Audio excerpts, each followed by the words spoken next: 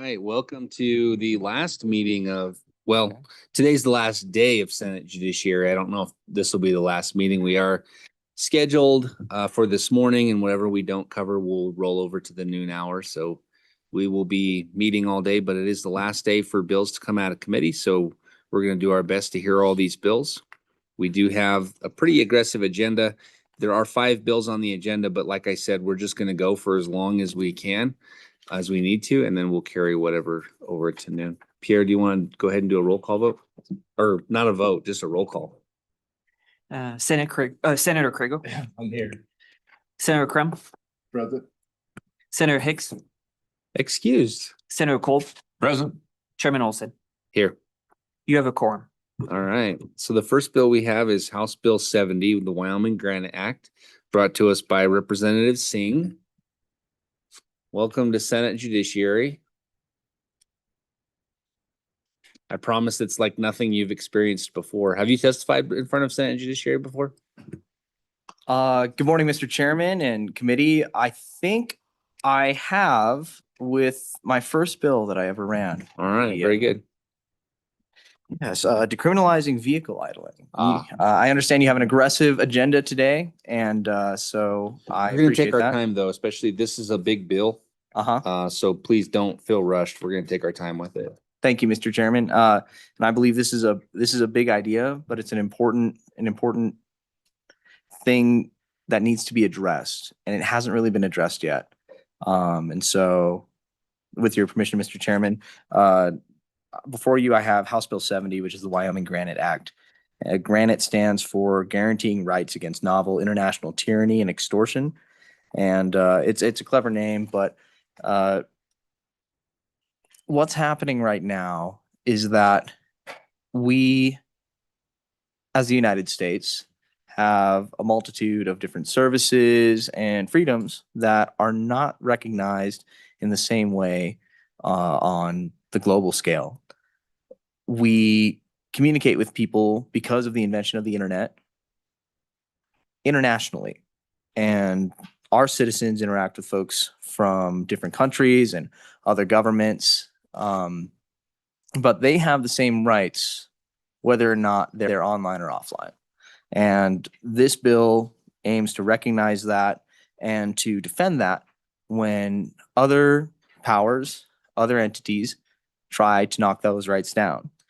It is a lengthy bill, but I believe it gets right to the core of the problem. And so if you want to walk through the bill, Please. yes, thank you, Mr. Chairman. So starting on page 2, we have our legislative findings, and you've been provided a little one pager, well, it's 2 pagers, 1 sheet of paper that explains the situation. But the biggest points I can make from these legislative findings is that this is an actual problem that is occurring to American corporations right now, to the tunes of hundreds of millions of dollars. And there are multiple different countries that are trying, they're not trying to, well, okay, of course, they're trying to govern within their own jurisdictions, but they're also attempting to use their power to impose fines and punishments to people that are outside of their countries, but interact with their citizens and with their governments. And so this is happening in Brazil. Their Supreme Court ordered American platforms X, formerly Twitter, and Trump Media to censor user accounts and hand over user data. And they were fined $140 million by the European Commission, as well as Ofcom from the United Kingdom has been regularly, they've been threatening American platforms and American citizens for failing to comply with UK speech restrictions. And right now, there's just simply no defense at all on how to address this. And so that's probably the biggest finding from the legislative findings. If you go through page 2 all the way to page 9, which is where the green books start to change significantly from the Granite Act itself.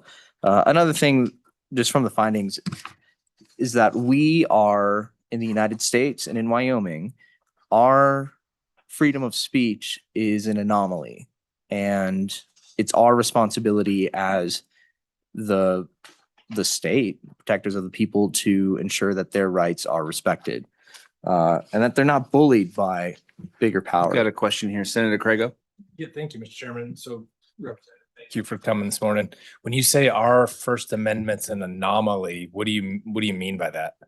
Representative Singh. Mr. Chairman, Senator Craigo, the recognized right to speak freely, to be able to criticize your government, to assemble, to practice your religion, that is an anomaly amongst the nations. And so just looking over at what's happening in the Middle East right now, those types of countries, and even in Europe and in South America, those types of rights are not recognized in the same way as they are here. Senator Craigo. Follow up. Thank you, Mr. Chairman. I just thought you were mentioning the state, so I guess I was curious about that. I understand the U.S. First Amendment and our anomaly there. You were talking about Wyoming, so I guess I thought that was something different that I didn't understand. But Mr. Chairman, and Wyoming is special just from day one. We've recognized our women and their equal and maybe even above capacity to participate in society, just to say that Wyoming is special. But I don't mean to opine, Mr. Chairman. Really, so if we continue from page 9 onto page 10, it kind of really goes into those same constitutional rights that we just talked about. And this also is an opportunity to protect our digital servers and digital economy through a special type of protection for anyone. And we'll go through the different classes of folks that are protected by this, but this is an opportunity to protect our emerging, the opportunities that are coming from specifically data hosting services. And so the next couple of pages here, 10 through 14, go through our definitions. And this bill, and starting on page 14, it creates a cause of action that if you find yourself that your rights are being violated, that you are able to take action against one of these foreign actors within the state's laws. And all of this complies with the guidelines, the restrictions from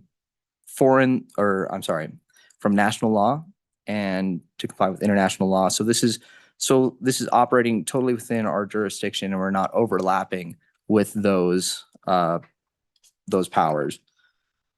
Then from pages 17 through 20,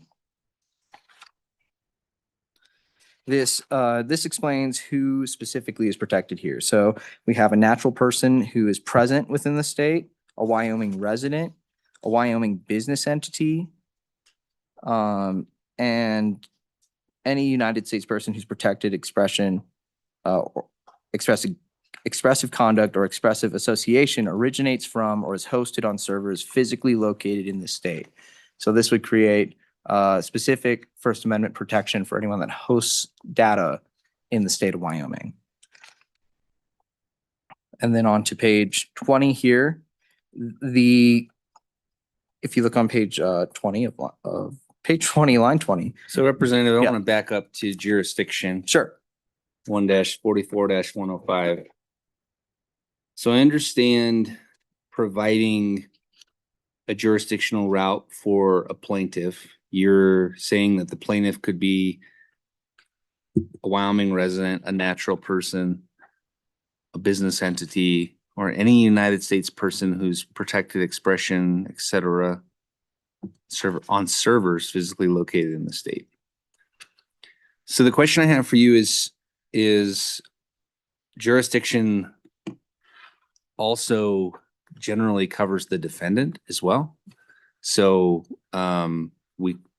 in order for a state to have jurisdiction over a defendant located inside the United States, the state must have, or the person must have substantial contacts with the state. So let's say if it's the state of Wyoming, the defendant must have substantial contacts with the state of Wyoming. In other words, they're doing business in the state of Wyoming, or they sell something in the state of Wyoming. They have a house in the state of Wyoming. However, they're involved, they're somehow involved in the state of Wyoming. How does a foreign jurisdiction, how do we gain jurisdiction over a foreign jurisdiction, like a foreign country? Mr. Chairman, as it relates to like hosting data, is that what you're? Well, if I understand where your bill is going, if a foreign entity violates the First Amendment right of a person residing in Wyoming, how does the state of Wyoming have jurisdiction over the foreign entity? That, Mr. Chairman, thank you. So that is what this bill really establishes, is that if you're in Wyoming and you say something and all of a sudden a foreign government or a foreign entity is coming after you, it says that your rights will be protected by the state. It establishes that. Right now, there's just simply nothing. Where in the bill does it give a foreign entity, would give jurisdiction over a foreign entity? So right now we're in the section labeled jurisdiction, but all it does is provide a plaintiff a venue to sue. I don't understand how it meets a substantial contact test over a foreign entity.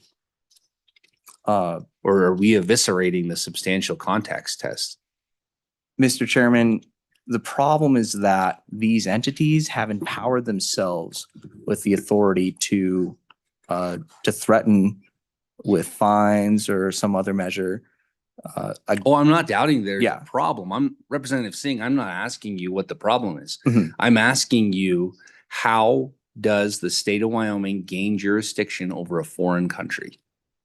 That I'm trying to wrap my brain around. And if it's in the bill, just show me where it's at in the bill, but I haven't seen it. So I'm utterly confused. You're either creating jurisdiction in the bill, and if you do, you're eviscerating substantial contacts test, or you're using the substantial contacts test. And if you're using that test, then not all foreign governments are going to apply, only ones that have some type of contact to the state of Wyoming. Does that make sense? Yes, Mr. Chairman, and I appreciate the question. I think that's what's being outlined here in this part of the bill in 144-105. This creates the standing, and it recognizes that.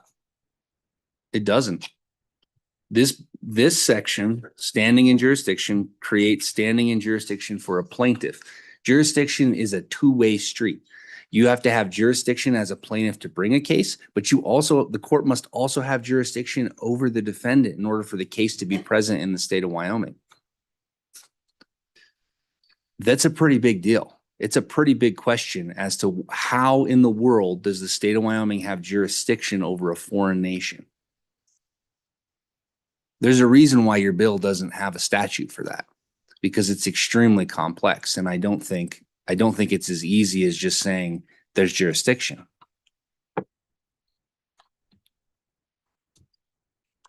Thank you, Mr. Chairman. I'll have to think about the answer to that, and probably phone a friend. We'll keep pondering it. Maybe somebody in the room has a response to it. Thank you, Mr. Chairman. Yes, Senator Kolb. Yeah, thank you, Chairman. Morning, Representative Singh. Good morning. I got a question. Maybe you could help me with this on page 20. It starts off on line 20. It's under the 1-44-106 presumptions and rebuttal. And it goes on to say, a court shall presume that a foreign censorship law violates the First Amendment of the United States. Now, I'm not even a country lawyer, but I do know this. You don't tell the courts what to do. And this seems to presume that you're going to tell them to presume that this state exists and they're going to accept that. Now, I guess in the construct that is bill, how's that going to work? Because I guess my question is how do you tell a court what to do? That's really my question from my experience in dealing with the judicial system. How's that going to work? Could you help me out with that, Representative Singh? Thank you, Mr. Chairman. And yes, starting on page 20 through just 21 there, it really gives instruction on the problem itself, this is a problem that hasn't really been outlined. And so because we're establishing the nature of what this problem really is, we're setting really a standard from which the courts can build upon. Please, Senator Kolb, go ahead. Yeah, thank you, Mr. Chairman. Respectfully, I've never seen a shall work with any judicial system construct, right? The judge seems to do kind of what he wants to do. And when we put shall on things, it seems like it never has worked before. So that was the question. I don't know why now it would work in this construct here and how the bill's constructed, just in this one section. I just can't see how it's going to actually happen. That's my confusion. Thank you, Mr. Chairman. Representative Singh. Thank you, Mr. Chairman. Well, in this, the court shall, just on line 20 there on page 20, a court shall presume that a foreign censorship law violates the First Amendment. So this is just part of the debate of the bill, really, but will we assume that a foreign government imposing their law upon Wyoming citizens or any of the other types of folks described, would we assume that that law violates the First Amendment or not? And if it does, I mean, these situations, in my opinion, clearly violate the First Amendment. But because there's nothing like this on the books at all, there's no way to even defend the people that are trying to express themselves. And so that is really what this bill aims to create in the first place. Senator Kolb. Yeah, thank you, Mr. Chairman. Just to be clear about it, you're giving direct, direct direction to a judge here with the word shall. I mean, you're not giving him any deference. You tell me, no, you will.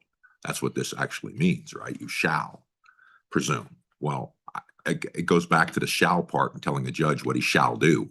I think that it's an issue, I think, actually constitutionally, on breaching the three branches of government and telling the judge what to do. I've just never seen it work respectably, Representative. I mean, frankly, I'd like to have sometimes we could say that, but it's never has worked. So I'm a kind of a student of history. And that's why I was questioning why we're telling a judge what to do with shall. Shall's a very powerful word. And I just don't get how we're going to get there by just telling, through a statute that they shall do something. That was my issue with it. I guess if you could help me out, or I'd appreciate it. Thank you, Mr. Chairman. Representative Singh. Thank you, Mr. Chairman. That may be a problem. And so, Representative Singh, does this bill have, I'm still trying to get up to speed with all of it, so I apologize I haven't line by lined it as well as I should have, but does this bill have a provision where other nation states consent to jurisdiction? So extraterritorial jurisdiction, as you're aware, is we think of like a treaty, for example. The reason why a treaty has legal authorities because both countries opt into it. And generally that's the case, is that a country has to opt into the enforcement of laws from another country. Does this have some kind of provision that solicits that to other nations? Mr. Chairman. Being a head shake, yes. Where is Representative Singh? Where is that at in the bill? Do you know? I might phone a friend on this Okay, one. we'll save that one. We'll for a save that. friend as Save that. We have well. Okay, lots of questions. Yes. yes. Kind of a follow-up. Senator Crum, go ahead. Yes, Mr. Chairman, kind of a follow-up to your question you just asked. Like, get in, we really haven't got there, 144, 107. Start on page 22. Page 22 and going through, it's about damages. My question is, okay, we can award these damages, but how are we going to collect them against a foreign, coming from a banker, you always want to know how I'm going to be able to collect. So how can I collect against a foreign entity? Why award these damages? How am I going to be able to collect those? Representative Singh. Thank you, Mr. Chairman. So, and the remedies are on pages 22 through the top of 25 there. And really, following federal definitions right now, we will be able to access the holdings of any foreign government that has invested really in the United States. So the statutory damages of $1 million per violation.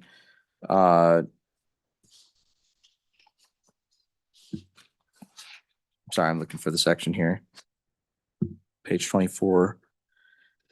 Yes, on page 24, that things that are held in the United States as it would comply with existing federal code, those things would be subject to what is available to courts in Wyoming. Thank you, Representative. Mr. Chairman, just to follow up. So does that mean that Wyoming law, we can go into another state and say our law supersedes your law if they have something different, and say we're going to reach in and we're going to supersede your law in that state and pull that money, even though your law doesn't allow that in that state? Representative Singh? Mr. Chairman, Senator Crum, this would be with institutions that have some sort of association with Wyoming. Thank you, Representative Singh. Go ahead. Continuing the bill, Mr. Chairman, on page 25, this really explains that, page 25 to, oh shoot.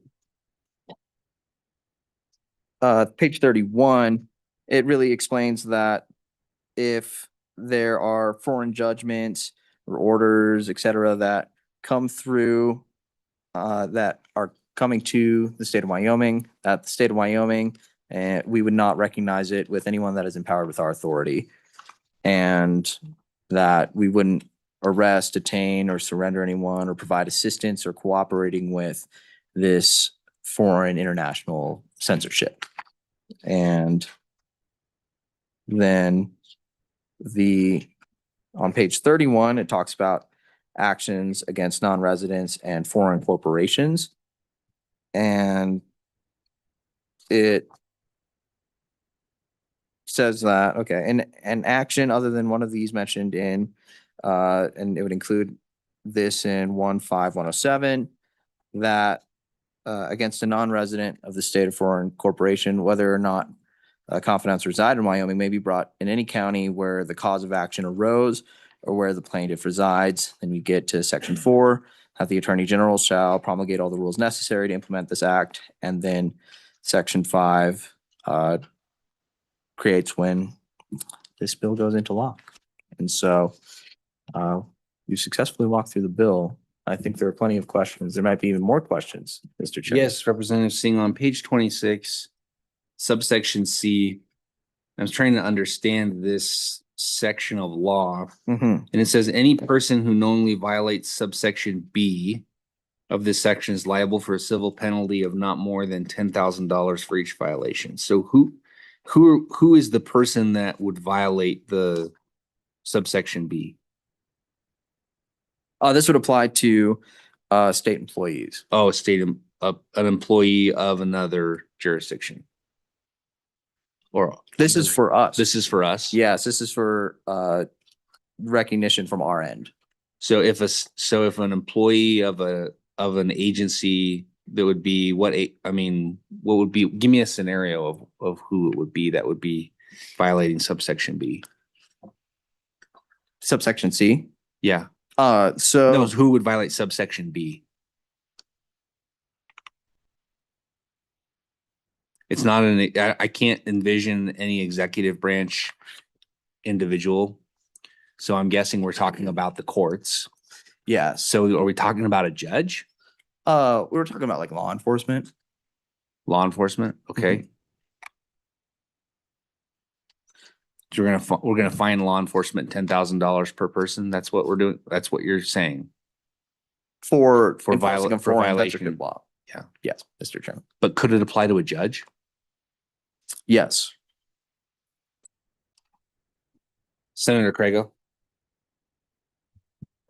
Mr. Chairman, you sort of went the same place I was curious about. I mean, I think we're talking about judges. That's who's gonna, judges or our clerks who would be I mean, as you know, how judgments work, right? They're gonna come here. They may or may not open a foreign case in one of our local district courts to enforce the judgment.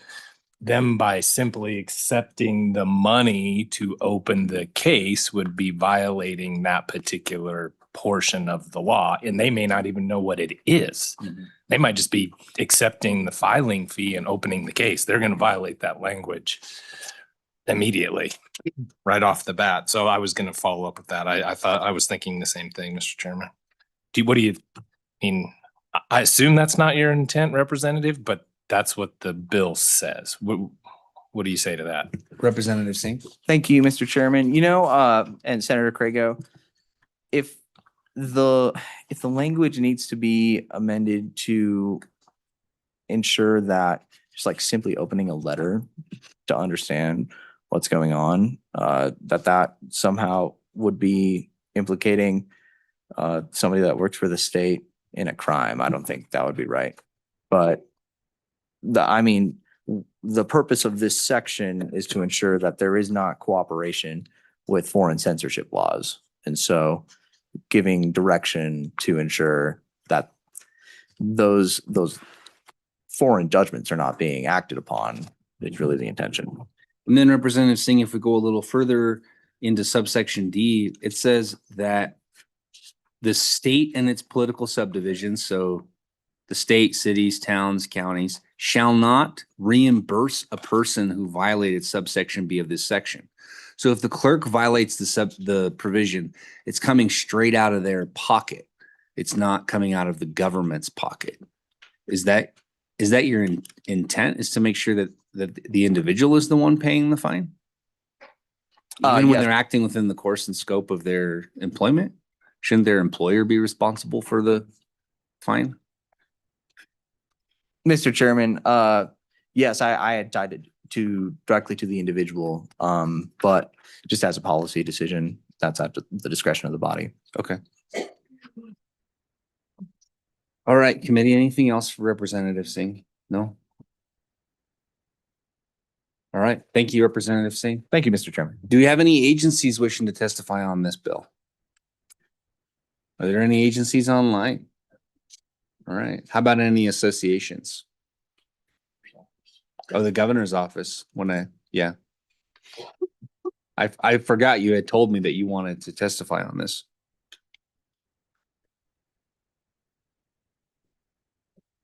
Welcome. Thank you, Mr. Chairman, and that's fine that you forgot. Glad to help out if we can. Mr. Chairman, members of the committee, my name is Randall Luthi. I'm the governor's policy director. And I'll first of all, I want to say with some appreciation, Wyoming as a rule doesn't hesitate to be first. We've saw that with our state-backed stable token, other types of legislation.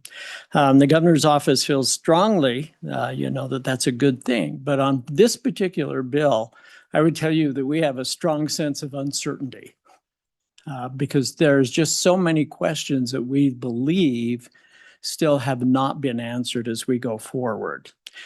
Mr. Chairman, members of the committee, I'm the first to admit I am not the sharpest knife in the drawer, but I believe the concept is we, the state of Wyoming, are now going to help shield either an individual, a business, a corporation, shield them from foreign actions of censorship, which I think is a great concept to actually base it, because that's offering quite a bit of protection for our individuals, particularly against foreign countries that I agree, that don't have the same standards, don't have the same rights of free speech. And we are going to actually, as a state, help defend those types of actions. So I think conceptually, I get that. But then we get into the devil of the details. And I think many of you have already brought up some of the questions that I believe that we need to be asking about that. And maybe the first one I ask is, as much as I dislike usually federal preemption, this might be a time when we can actually use some federal guidance on how far, that the state should be permitted to go. I would hope that the federal government is first and foremost on attempting to protect our U.S. citizens, corporations, and businesses from those types of actions as well. But there may be a place for states to be, carve out a place for this. Mr. Chairman, members of the committee, you have identified some of the questions that we have, in the current state of the bill, which we hope that, we can get answers for. But in particular, and for example, you mentioned, I believe, No, you haven't mentioned, but on pages 30 and 31, we talk about the Office of the AG promulgating rules.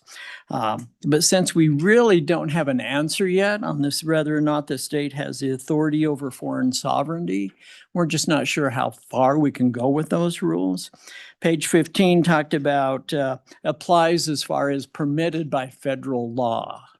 And once more, that goes back to, I think my first point is the feds have not given us a lot of guidance on this. And maybe we can have that opportunity to do so. The sovereign immunity, I think on page 15, the foreign state is not waived. So if the government hasn't waived their sovereign immunity, how do we touch them? How can we be effective on that? And it mentions that, again, as you pointed out on page 18, Wyoming court may exercise personal jurisdiction over the foreign state.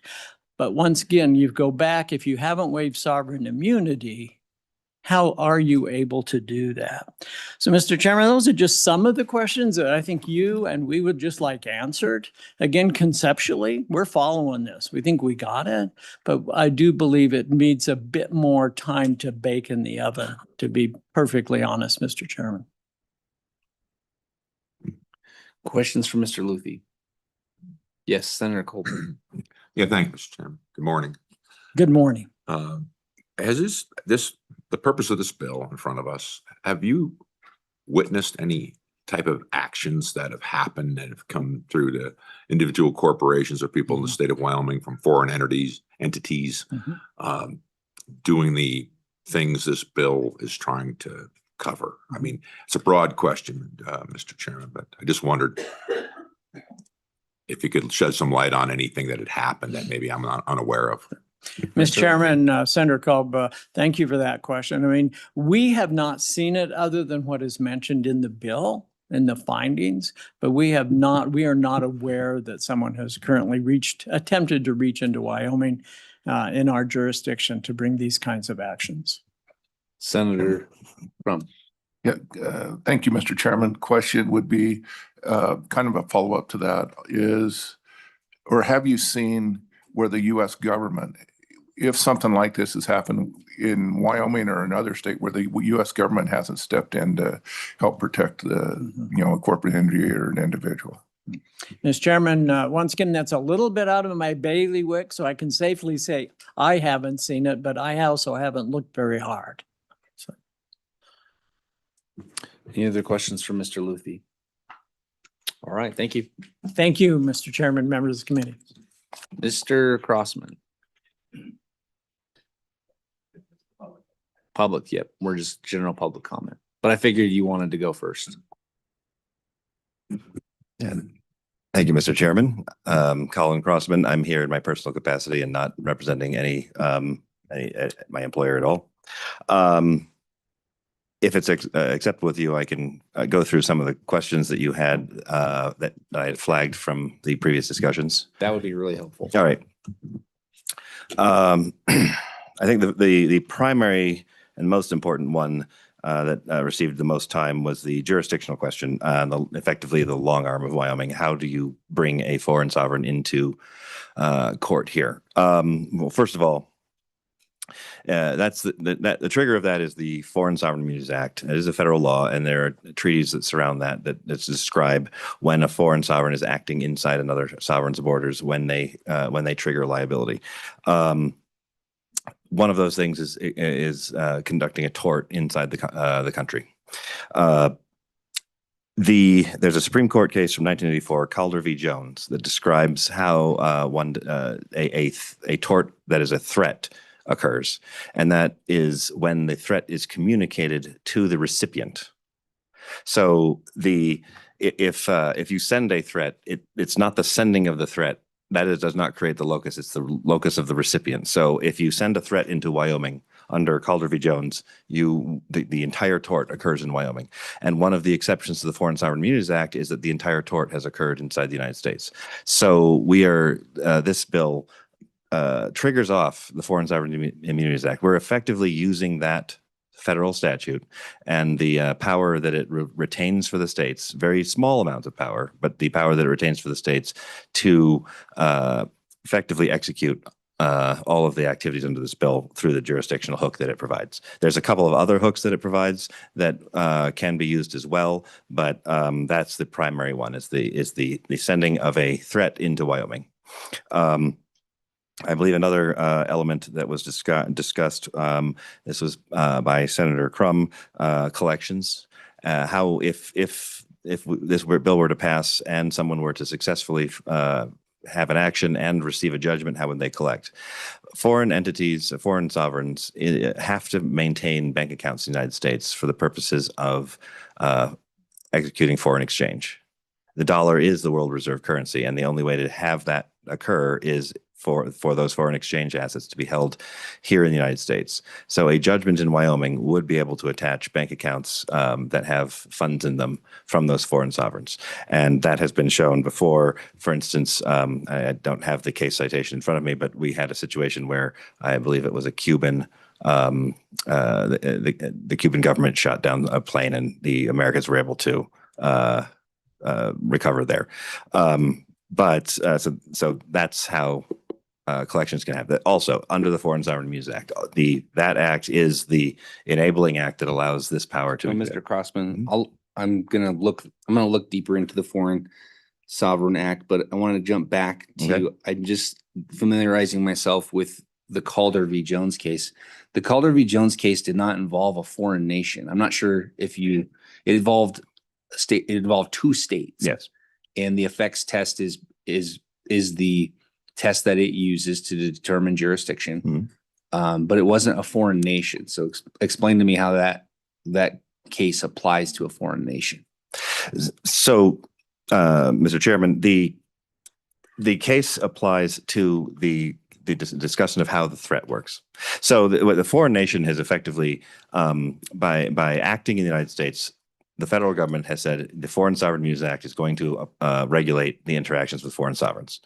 Okay, the Foreign Sovereign Immunities Act describes how torts will happen here in the United States. A counterexample here was the bombing of an American citizen on American soil.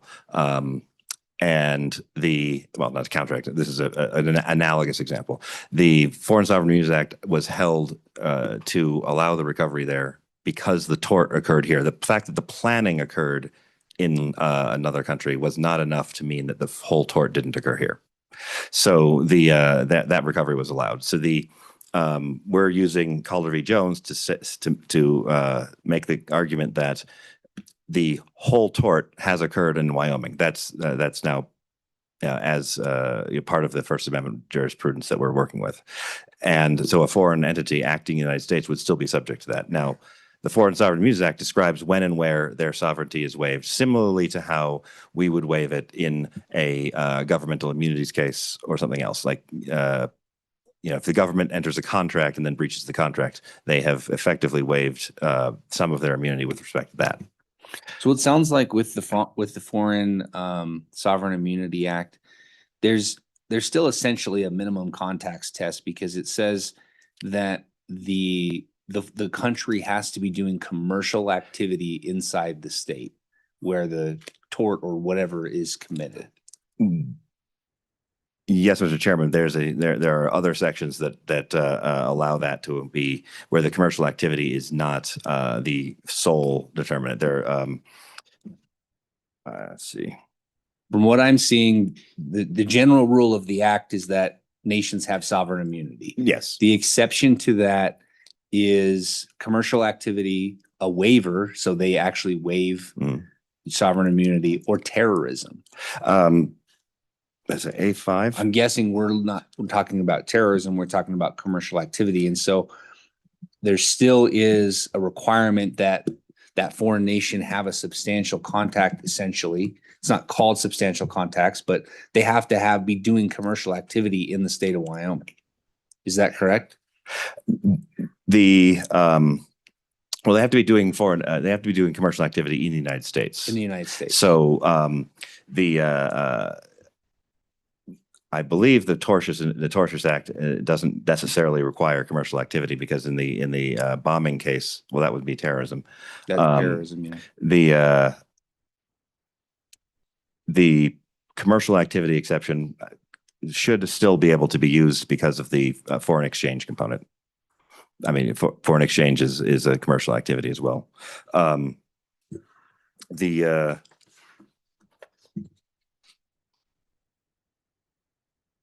But yeah, so that's that gateway. The other thing that we're keying off of here is this is not, while granite itself is novel in the sense that no one has done this particular bill or tried this particular bill. The concept of using having a state utilize these tools to get the federal government to move, that is not a new thing.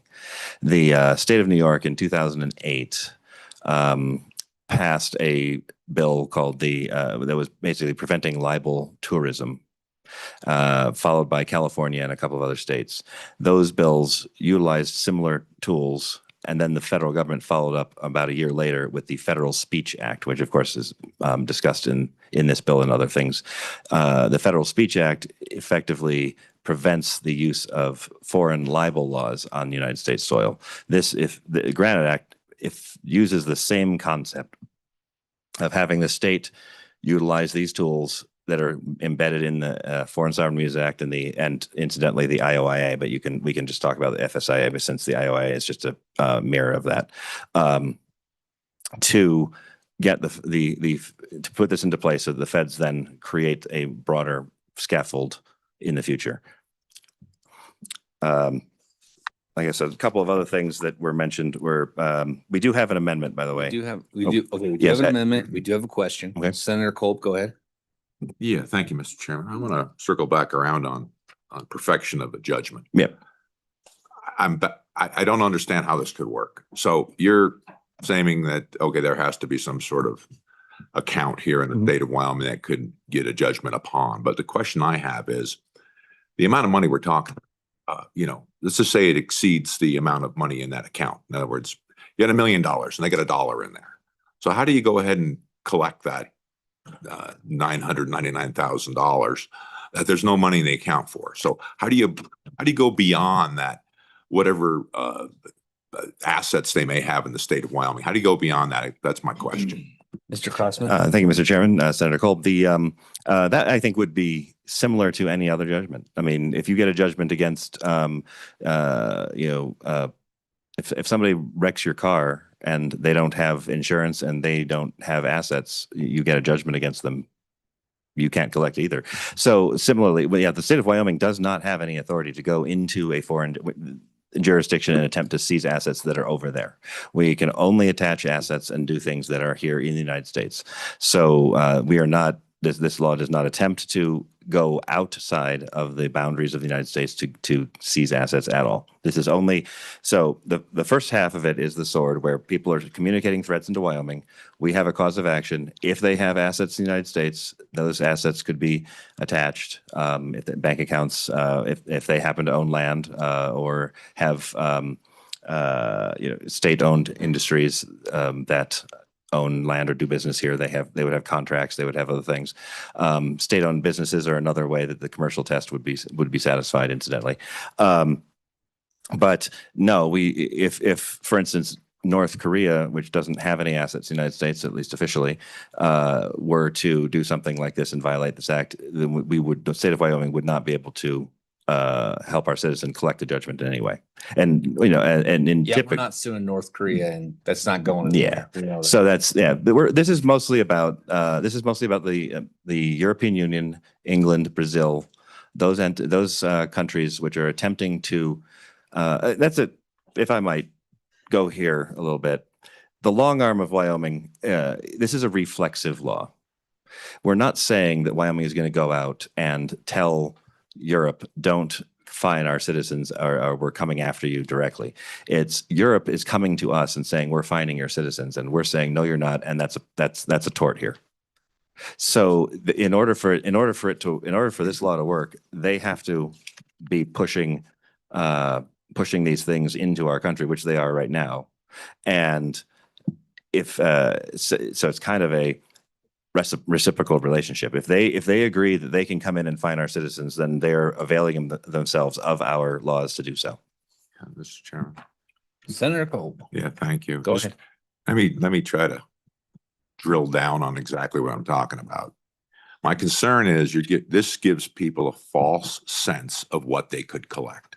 Because in my wildest imagination, I couldn't imagine some entity that wouldn't withdraw all said funds before some said action would come upon them if this did become law.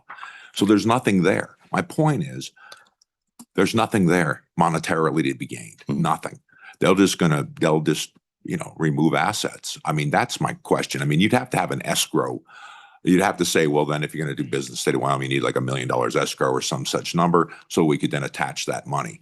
I just don't, it bothers me that we have something in front of us that's saying something that I can't see it will ever evolve to be that kind of an outcome. That's my concern. So I guess maybe you could, that's what I was trying to ask. Thank you, Mr. Crossman. All right, thank you, Mr. Chairman, Senator Cole. So in order to engage in the foreign exchange market, these sovereigns have to have assets in a bank account that they can trade between their currency, dollars, and other currencies. Those are the assets I'm talking about. If they were to withdraw those assets from those bank accounts, they wouldn't be able to engage in foreign exchange. And that is we are the reserve currency. They have to have assets here to basically trade. So at the end of the day, if they were to withdraw their assets, and they would be significantly harming their own domestic economy. And these kinds of numbers, $1 million to a sovereign, to a sovereign that can print their own money, that's nothing. Mr. Crossman, talk to me about is this your amendment? So this was an amendment that I helped Representative Singh prepare. So a couple of things about this. We had talked with the Attorney General, and I think the governor's policy director mentioned this as well about the rulemaking. And one thing this amendment does is it removes the rulemaking component. We were sensitive to the Attorney General saying, I don't know how to do this. So that's reasonable. We fixed a couple of things that look like they got drafted in not to our initial intent by when it was converted by LSO. Specifically, you can see letters, comma, rogatory. That's a thing. So it's letters rogatory. So that fixes that. And then we have this federal conformity amendment down at the bottom, the component of the amendment. This was discussed with one of the other outside stakeholders, and we are adding this in. The federal Congress is looking at this bill closely, and they're planning to follow it with some federal legislation. So we just wanted to belt and suspenders this. As you saw, the rest of the bill does discuss as permitted by federal law all over the place. And that is because what it is doing, it is attempting to walk around the remaining levels of sovereignty that is given to Wyoming, collect it and use it. So if the feds were to expand that sovereignty that's available, this should automatically adapt. But this federal conformity piece, I think, just makes it very clear that that's what this does. So if and when the feds were to pass a federal Granite Act version, this would just dovetail with it. That's the point of this one amendment. In addition to that, I think one of you or a couple of you had flagged, I don't remember, I think it was page 20 where there's a shall that should be a may. I think would be a reasonable addition to this amendment. And a discussion of the penalties for state employees, I think that can be fleshed out a little bit better, maybe just eliminated at the moment. The whole point of that is to prevent a lower levels state employee or civil servant from avoiding the policy of anti-commandeering that this law effectively established. This is fundamentally, the one half is punishment for bringing for threatening our citizens for this stuff that's fully legal here. The other half, the shield component, which I don't think we got to, is the non-recognition of these judgments from a foreign sovereign. So if the UK were to just handle this in their own courts create a judgment and attempt to nationalize it here, we're going to just flat out not allow it to be domesticated into Wyoming. And so that is where this part comes in. We don't want anybody to go around our anti-commandeering. If that gives you all some heartburn, I think it would be acceptable to delete. Yeah, Mr. Crossman, I was thinking earlier about the countries that we're really focusing on, and countries that I could see violating our citizens' rights are definitely countries like China, North Korea, Iran. But those are countries that we're not going to be able to sue and ever get a judgment against. But some of the other countries you talk about that, like our European countries, you're talking about suing our allies. Help me understand how that's going to work on the international stage. Yes, that sir. could have all kinds of implications. Yeah. Thank you, Chairman Olson. This is happening today. The United Kingdom specifically, with their Office of Communications, Ofcom, is assessing penalties against companies that are solely in the United States for basically running websites that are accessible to UK citizens. Not to mention that even then, just over the weekend, there was a website that is accessible. Well, that is a United States website with United States servers, United States owners, United States employees, that used geocoding to block UK citizens from accessing it. And Ofcom used VPNs to get around that block to then show that website was still publishing the information or the speech that they believe it violates their censorship laws. So the website voluntarily said, fine, we won't allow UK citizens to see this. And Ofcom is still saying that's not good enough. They can use a VPN. We want you to stop saying these things. That is happening today. And that is where, yes, these states are our allies, but states have interests. And the UK's interests on free speech at this point, and to a lesser extent the EU's, I do not believe are aligned with our First Amendment values. And they are attempting to use what I would call a perverse definition of the internet to claim ownership of that speech inside their boundaries and cut off our First Amendment rights here. And that inversion or that perversion of the internet is typically you have a server and a user is going to that server with a web browser and requesting that server to send them information. So if you're in the UK and you're a UK citizen, you are coming, in my view, and I think the dominant view of the internet, you are going to the United States to get the information and have it shipped to you. The UK's view and the EU's view appears to be that because that server is accessible in their borders, that server is inside their borders for the purposes of their regulations, even if there are no other contacts other than that website. And that is the fundamental problem that this is trying to solve, is to prevent or mitigate against that action where countries that do not respect you're right, China and North Korea, Iran, they certainly would try to violate Americans' rights if given the chance, but I don't think anyone at this in the United States is going to really give them much credence. The problem is it's our allies that are getting more credence perhaps than they should on a lot of these things, and that's what we're trying to stop. We don't want to give basically the old world a veto over American speech rights. Any other questions for Mr. Crossman? All right. Thank you, Mr. Crossman. Other public testimony on this bill?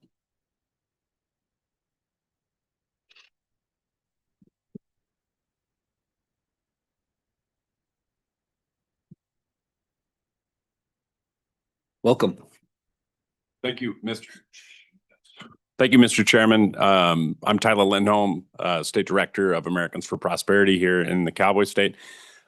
Just speaking on in favor of this legislation, our main reason for it, and listening to the conversation, I found it pretty interesting when we talk about jurisdiction, the lack of jurisdiction. that the state of Wyoming has. Mr. Chairman, members of the committee, our stance on that is that a lot of these laws that have been impacting Americans as they travel and so forth also lack jurisdiction. And so we kind of view this legislation as a clapback. Surely, and there's attorneys on this committee that are much more intelligent about these types of issues than I am, for certain, as a rancher's son out of Northeast Wyoming. That being said, I do think that it's an important concept to take under consideration, and I hope the committee will take time with the legislation to amend if it's needed. It sounds like it's needed.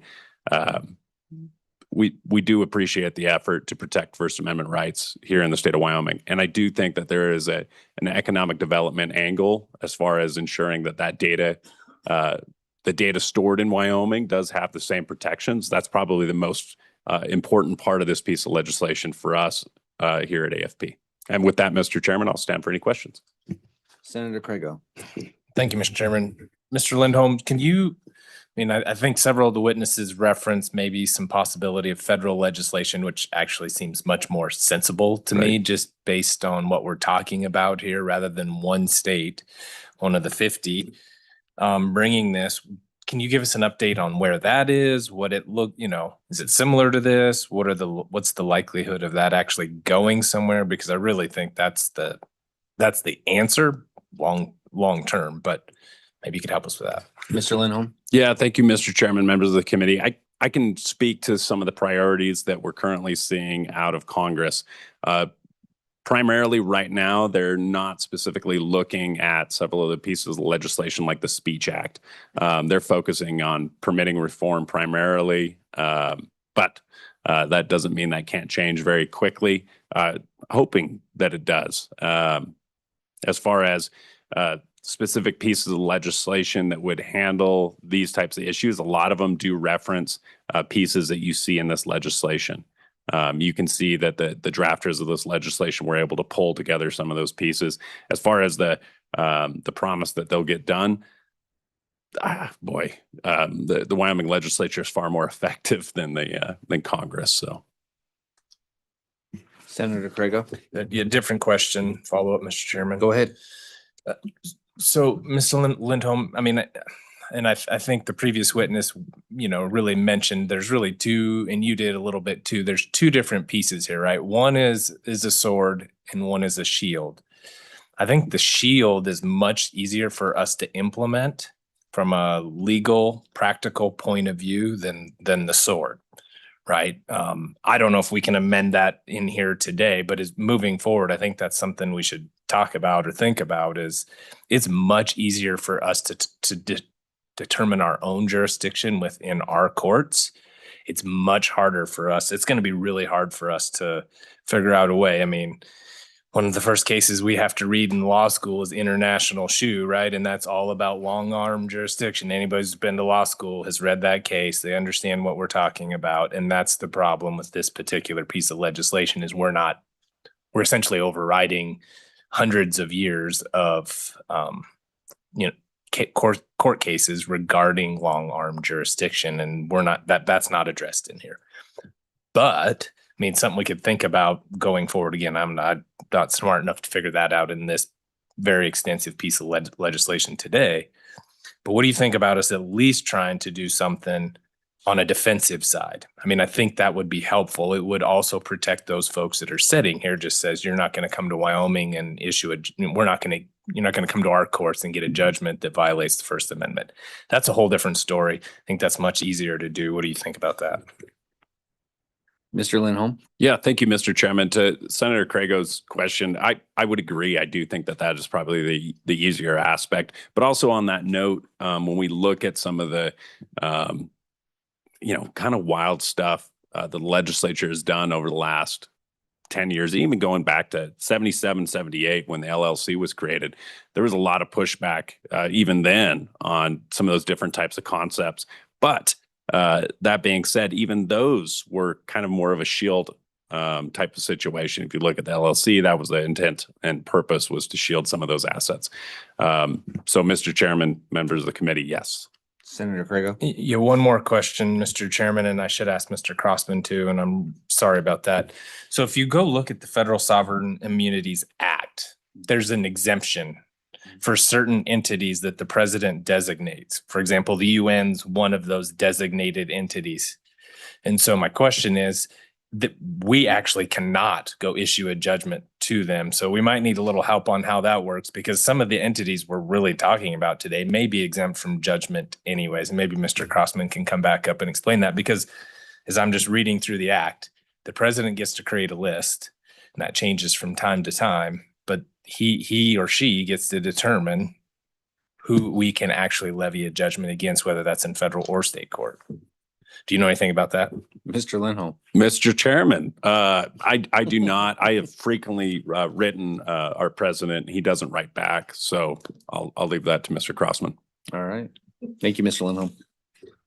Any comments, Mr. Crossman? Thank you, Mr. Chairman. The entities such as the UN and the EU, these sort of multinational conglomerate entities are covered by the IOIA, the International Organizations Immunities Act, which is a mirror of the FSIA. It just applies to these sorts of things like the UN, the WHO, EU, these sorts of multi-jurisdictional conglomerates, with, for lack of a better term. So that the bill does discuss the IOIA as well. Senator Craigo. It's a follow-up, Mr. Chairman. Yes, go ahead. Thank you, Mr. Chairman. So they would also be subject to jurisdiction under the separate law. Is that how that works? They're exempt from the one, but they're subject to jurisdiction under the other. Yes. Mr. Crossman. Yes, sir. Thank you. Thank you. Okay. All right. Thank you. Actually, Yeah, go ahead. if there is a path to doing some edits that would cleanly segregate the two, if that is desired. Yeah, Mr. Crossman, as I'm looking at it, for example, 1-44-108 on page 25, all of these subsections talk about what we can't, we can't enforce a foreign judgment or arrest somebody or detain somebody or whatever. All of that seems, there's some changes I would make in here as well regarding the civil penalty, but that seems more enforceable to me as an example. I don't know where else, what else we could separate out, but definitely to me, that's more of the shield. The shield is pretty much, Mr. Chairman, the shield is pretty well constrained inside of 108. 108. Okay. Yeah. All right. Thank you, Mr. Thank you. Crossman. Any other public testimony? All right. Online? All right. I will close public testimony. Committee, what is your pleasure?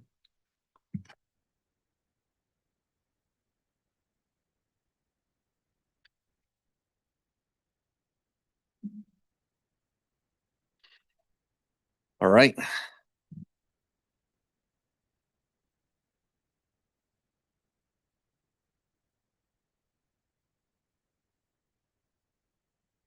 Sorry, next bill is House Bill 43, anti-money laundering. This is brought to us by Management Council. I'm not sure who planned to introduce it to us. It also falls in your gaming jurisdiction. Yeah. Thank you, Mr. Chairman, for pointing that out. This, I don't know, obviously nobody's here from the House, so I'm happy to present this. It's been amended. I've got the copy of the amendments in front of me. This was not the bill that we sent out originally out of the task force it's a little bit different. However, this was the bill originally that it was in the Senate that didn't get heard in the House prior session, last session. It is letting us have a state statute that deals with money laundering, or in this case, anti-money laundering. That's the intent of the bill. We can go through it. I think it is the bill we had seen in the prior legislative session, and it is attempting to basically get us in line with federal regulations. So we have something here in the state to charge money laundering activities with a statutory crime. So that's what this bill does in a broad overview. I can go through it, Mr. Chairman, how you'd like to, page for page. Maybe I'd first like to call the amendments that the House. I was just going to ask you if you could walk us through the amendments Well, or try to. I'll try to, Mr. Chairman. I think the first amendment that was offered, which is House Standing Committee Amendment number 1 adopted, they broadened it up a little bit after casino. They inserted licensed by the Wyoming Gaming Commission, any entity. I don't really see that as an issue myself. I think I'll defer to my co-chair, Senator Crago, if he had any comments about this. I just was going over it prior to today, so I haven't had a chance to really digest everything and track it in precisely. I don't see that to be an issue on the face of it on that First Amendment. I think the conflict of interest one, the next one, if you want to discuss that one, that seems a bit more broad, where they added in 6.3 1104. I don't know if it's a mistype, but it goes on to expand some of these other prohibited actions, and it goes into a public service, a servant, and then it elaborates on what that is and goes through the judges and then goes on to say that knowingly owns a directly, indirectly financial interest of not less than $1,000 in any business or other entity that engages in. And I guess we can all read that. And then believes in activities would be charged with a money laundering or illegal investment under 6.3 1102 and 6.3 1103. Then it goes on Romanet II, knowingly receives any compensation. I kind of scratch my head over this one. And it goes on to say a gift or item of value other than lawful salary or benefits from any person or entity that the public servant knows or reasonably should have known under this is under investigation for and has been charged with or has been convicted of money laundering or illegal investment under this article. And it goes on. I don't know quite why they want to make it that broad. I think I could, because no one's here, I could only surmise that we're trying to deal with any nefarious actors, say elected folks that would have an interest in some sort of a money laundering scheme and pull them into it. So, it's the first time I'm reading this, and I look forward to discussion about maybe by my more learned colleagues that have a law degree, if that's an issue or not. I don't know. I'm always a little leery when I don't know the background of these things, and no one from the House side has communicated with me on the reasons why this was brought in as an amendment, Mr. Chairman. So I'm lacking of that knowledge. Why? I would be, if it damages the bill in front of us, then I'm happy to have a conversation about maybe removing it or keeping it. If it causes no harm, I'm agnostic on that issue.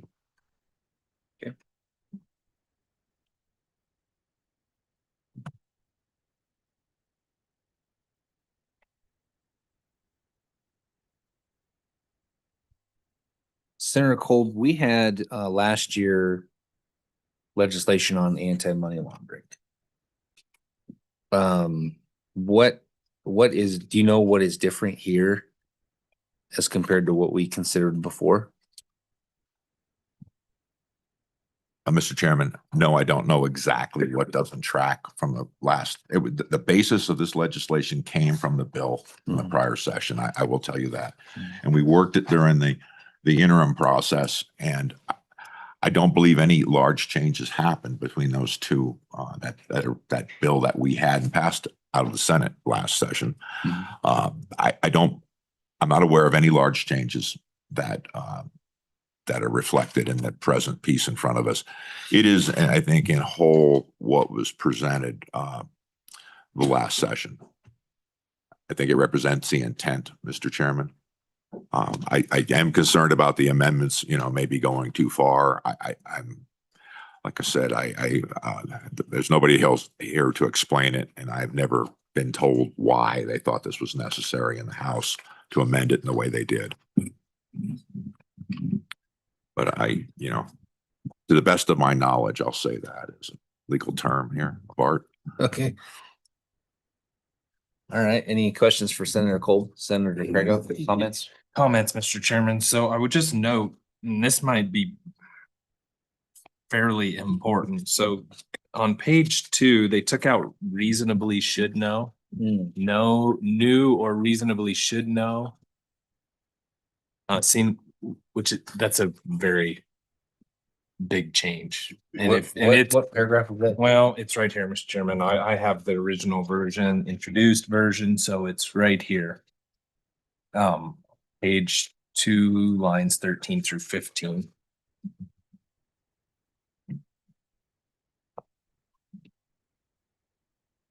And then page 3, the top of page 30. Same language over here. That's a very significant change. Mhm.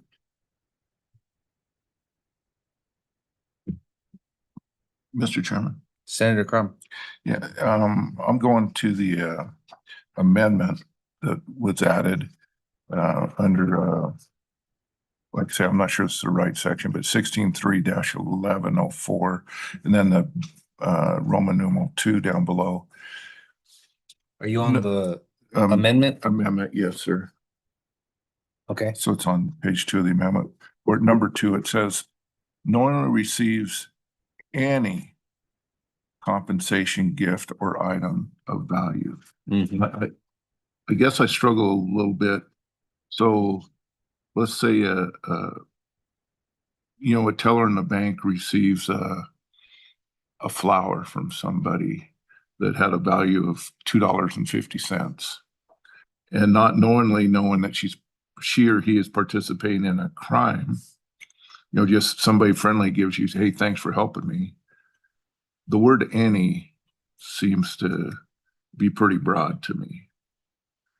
You're saying that they received the gift from someone that they don't know is under investigation. Under investigation. How would they may not, how would they know? How would they know? And it's not, and it's a very minor value. $1,000 gift, you're going, why am I getting $1,000 gift for doing a transaction? But somebody coming in and giving you a candy bar, a flower, Yeah. something like that, I'm wondering, I mean, any too broad? language that's meant to protect that individual in your scenario is Right, the knows or reasonably should know. yeah. And it's a reasonable person test, I suppose. Which we took that out earlier in the statute, oddly enough. But we put it in for public servants. But apparently, if you're actually part of the company, Mr. Chairman, you don't have to reasonably know, only if you're a public servant who has nothing to do with the company. Senator Kolb. Yeah, Mr. Chairman, that's obviously problematic. And I think I would look forward to somebody putting out an amendment that would kind of clean this up, I think, to make it more clear, Mr. Chairman, after this moves forward in discussion. Senator Craig. Yeah, Mr. Chairman, I guess I'm hopeful someone in the gallery can maybe help us out with some of this, what the point of the very large amendment regarding the conflict was, especially since it came from the co-chairman of the gaming committee. And I haven't talked to her, but I'd like to understand what the gaming committee, it's like gaming was thinking, the chairman was thinking with that and why that happened.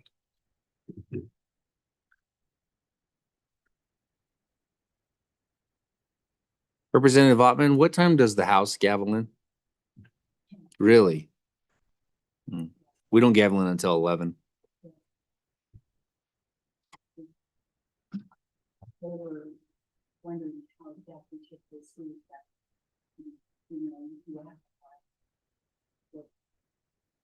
Yeah, I was hoping to use that extra hour, but I guess it'll depend. Do you have third reading votes? Yeah, okay. All right, any other questions for Senator Kolb?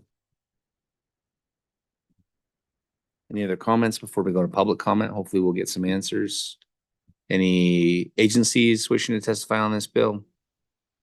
Any agencies online? Any associations wishing to testify on this bill?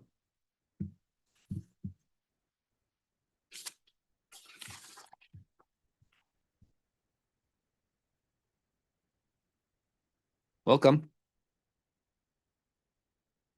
Thank you, Mr. Chairman, members of the committee. Bobby Frank on behalf of Wyoming's credit unions, and I can speak to the amendment dealing with the deletion of reasonably should know. When our legal counsel reviewed the bill, they were concerned with that language being more expansive than the federal equivalent at 18 USC 1956.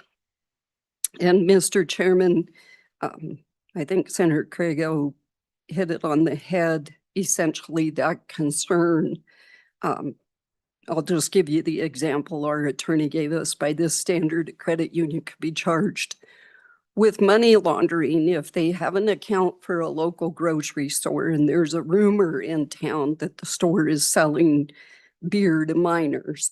Taking deposits from that store could be deemed to be possessing property that is proceeds of illegal activity. So that particular amendment, we certainly requested and support the bill with its inclusion. And I'm happy to answer any other questions if I'm able to. Questions, committee? Yes, Senator Craig. Thank you, Mr. Chairman. Thanks for being here. Sure. So you do understand our concern. I understand your concern from the financial institution point of view, but the people we're really talking about are the folks, that we're concerned about are folks possibly involved in the industry, which right now we have good partners there. We don't know that that will always be true. That was the whole point of this. And reducing the language from knows to from knowing or should have known to just knowing, guts the bill. From a legal perspective, it gets much harder to prove knows. That's a state of mind, almost an intent type level of proof versus, well, here's what all the documents show. You can say you didn't know all day long, but here's what all of the transactions show. That's our concern. I think my concern in particular with taking that language out is that will be very hard to prove. The crime that we're trying to get out of money laundering will be, very, very almost impossible to prove from, I think, a prosecutor's point of view. But is there something in between or some other way we could do a workaround on that to help the financial institutions? Ms. Frank? Thank you, Mr. Chairman. I'm trying to scroll through the bill. I do think that there is the opportunity to leave the reasonably should know in one part of the bill where you have those exceptions immediately following. And I'm desperately trying to find that section as we discuss it. I do know our attorney was more comfortable with that particular language. I believe, Mr. Chairman, it was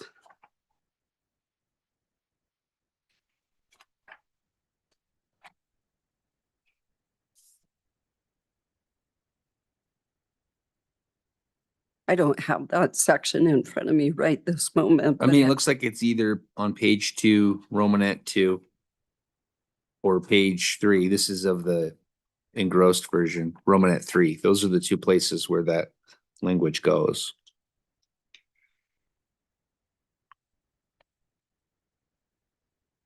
Mr. Chairman, I'd be happy to work with member of the committee on that particular language that our attorney felt comfortable leaving the reasonable should know in that section that went on and had those two paragraphs. Okay. That had some exceptions. I'd be happy to do that. Yeah, I kind of think where I lean is to put the language back in as a starting point, and then and then work the language through subsequent readings if there's something better, something in between. But I agree with Senator Craig. The bill does absolutely nothing without that language right now. It does nothing. Because proving knowledge is going to be very difficult in these circumstances, which is why that language originally existed, because it's probably the only prosecutorial path that you actually have. So I think it is very important to the scope of the bill. So glad that you're willing to work on it. I think that's great, but as a starting point, I would prefer the language be in, and then we can amend it. We got 3 readings to amend it. Plenty of time. Senator Kolb. Yeah, thank you, Mr. Chairman. Well, thank you for the explanation, Ms. Frank, on just how this thing might have got here.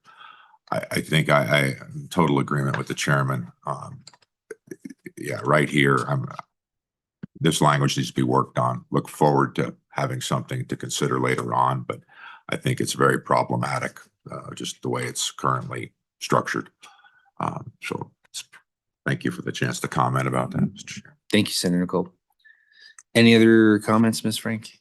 Mr. Chairman, only that I think our preference would be to bring an amendment to address just that one section and leave the reasonably should know as it came out of the House. And again, I'd be happy to work with the committee on that particular section.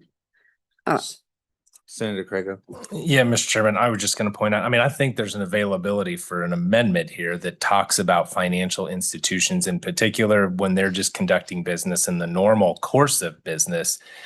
We could apply a different standard to them. I mean, I think that's doable, but I don't think it's doable within the current language we have. We'll just have to figure out a different amendment to make that happen, so we're not putting you at risk for just doing your job. We're not trying to do that. I like that idea. So putting the language back in, but creating a complete separate carve out for financial institutions. Mr. Chairman, we'd be certainly open to that That sounds like- conversation. That sounds like a safer way to approach this. We, Mr. Chairman, that's why we asked for the amendment, is we're getting caught up in the net inadvertently, I believe. So Right. we'd be happy to entertain that as well. Senator Kolb. Thank you, Mr. Chairman. Just as an inquiry, I don't recall, were you there during the interim topic? And when we talk about these anti-money laundering bills, were you involved with that? I don't recall if you were there or not, but give input to this. Ms. Frank. Mr. Chairman, thank you. I was not. I will admit I missed it. So when the bill was posted before session is when I realized it captured us as well. Oh, that's okay. Well, look forward to more interaction in the future. bet. So this doesn't become an issue like it is now. But thank you for explaining. You bet. Sounds like we got a path forward. Thank you. All right. Thank you, Ms. Frank. Other public testimony? on Mr. this bill? Chairman, we Yes. have Ms. Callis online from the. Oh, yes, I wrote down the Prosecutors Association. Yeah, let's go ahead and bring them in.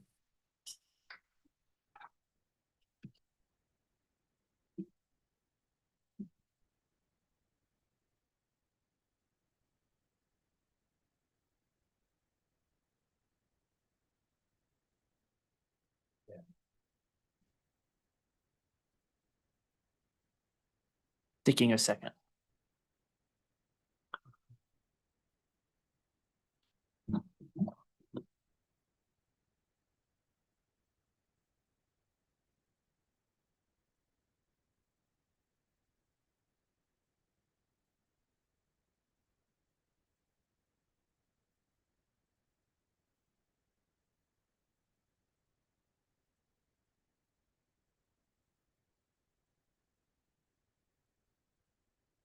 Welcome, Ms. Callis.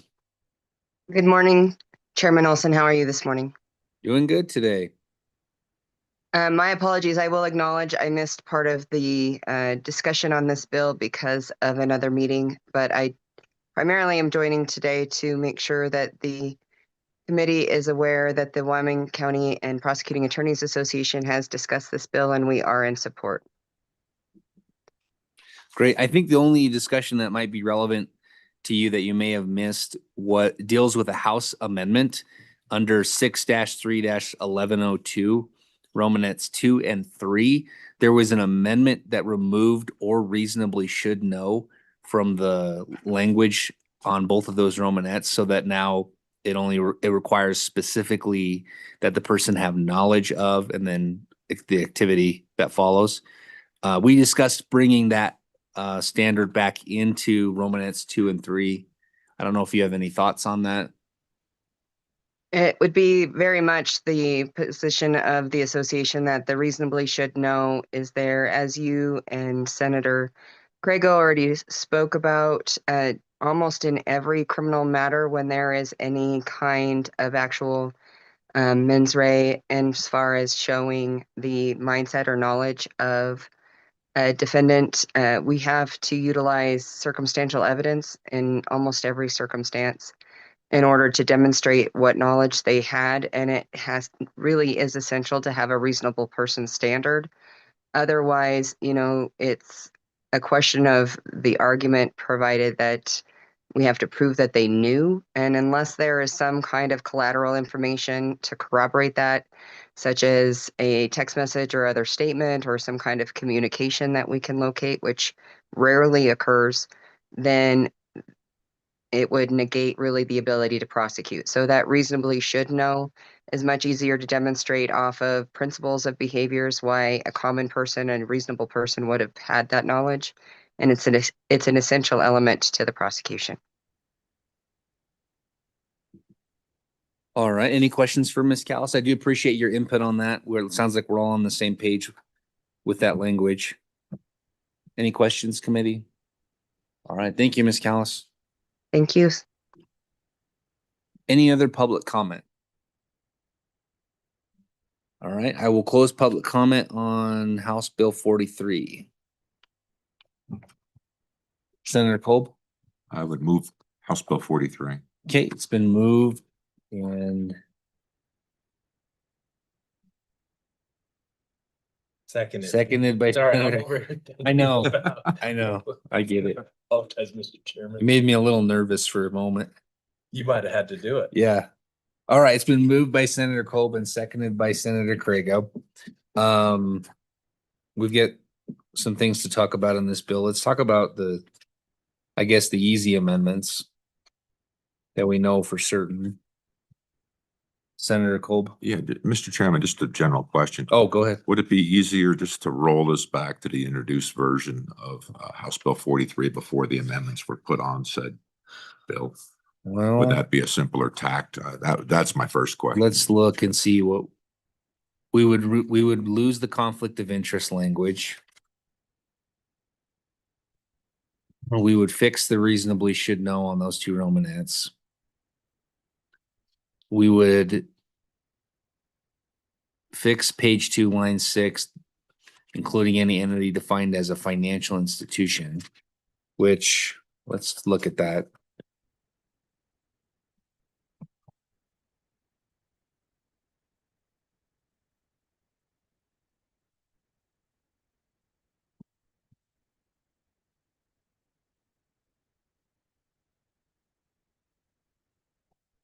Would you like me to read off who that includes, Mr. Chairman? Yeah, could you please?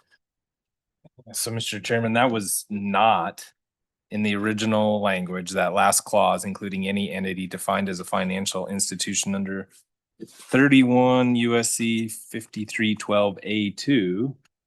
But that includes financial institution needs an insured bank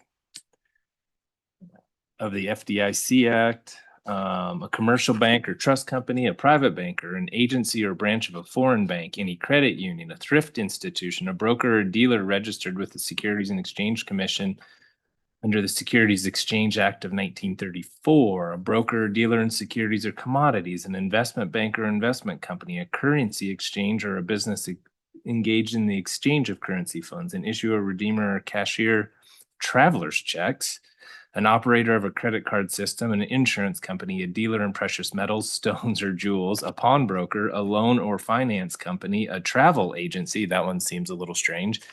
A licensed sender of money or any other person who engages as a business in the transmission of currency, funds, or value that substitutes for currency, including any person who engages as a business in an informal money transfer system, or any network of people who engage as a business in facilitating the transfer of money domestically or internationally outside of the conventional financial institutions system.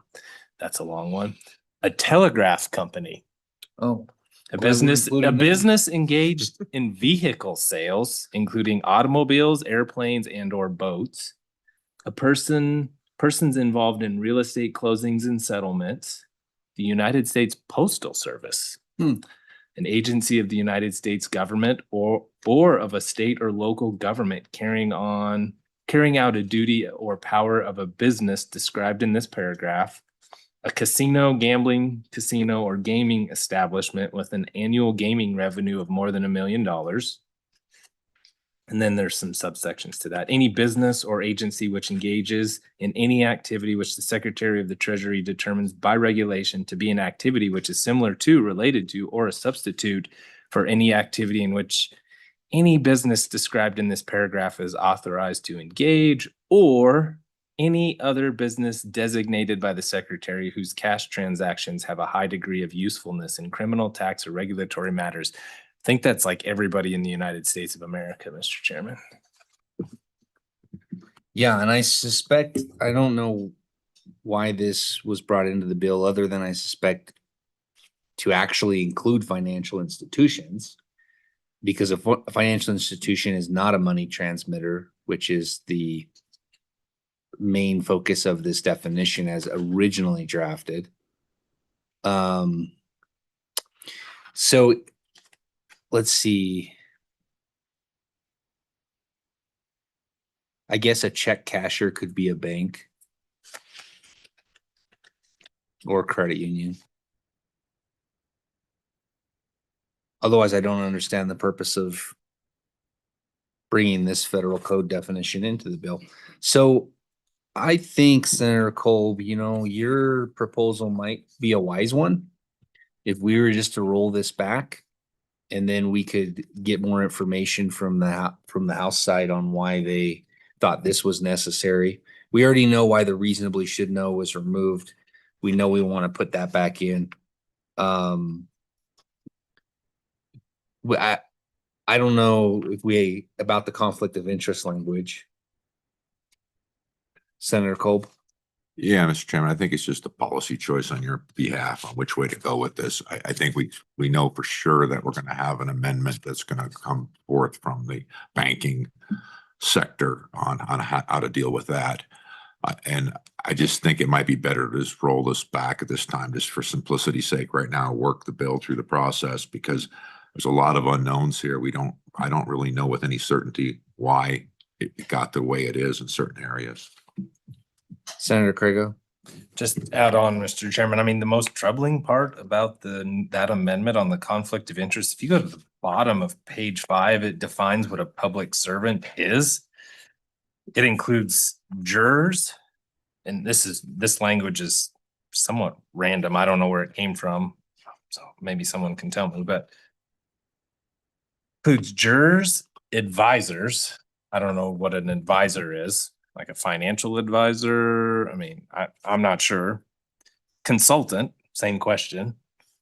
Administrator, executor, guardian, or court-appointed fiduciary while acting in an official capacity. I don't know how an advisor or a consultant can be a public servant. Right. I mean, an executor is not really a public servant either. It's a person carrying out the wishes of a deceased person's will.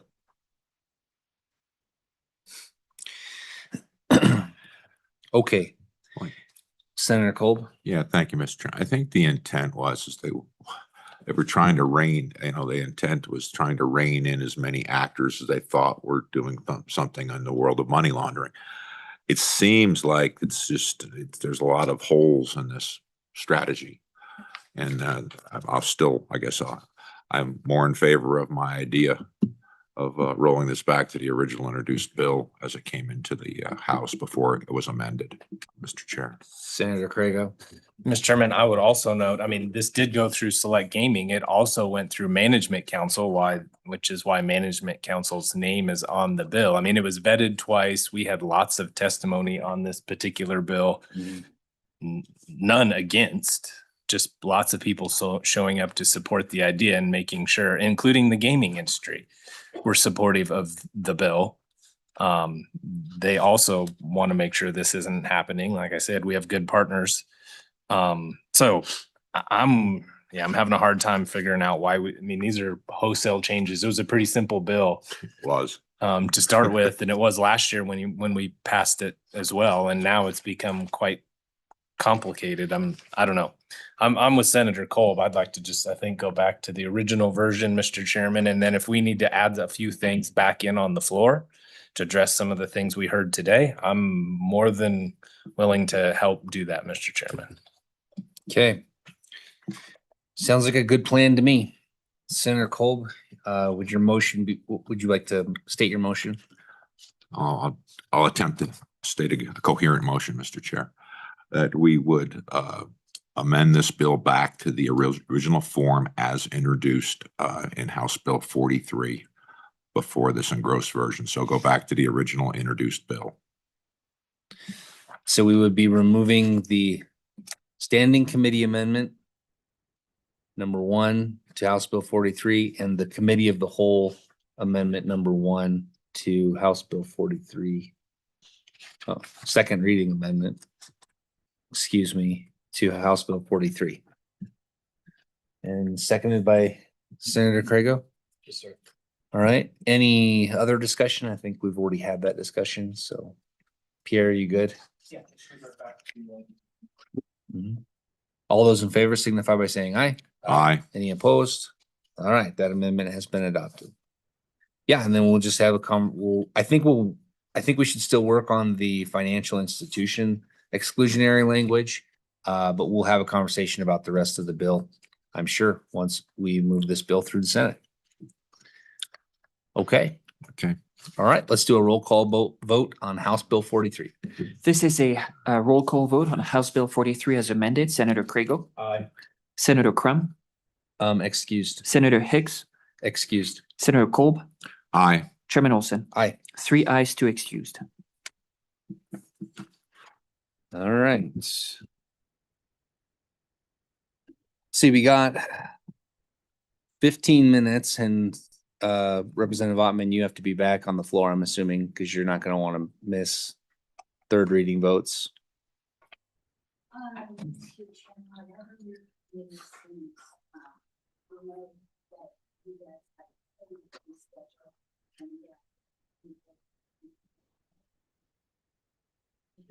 That I stay and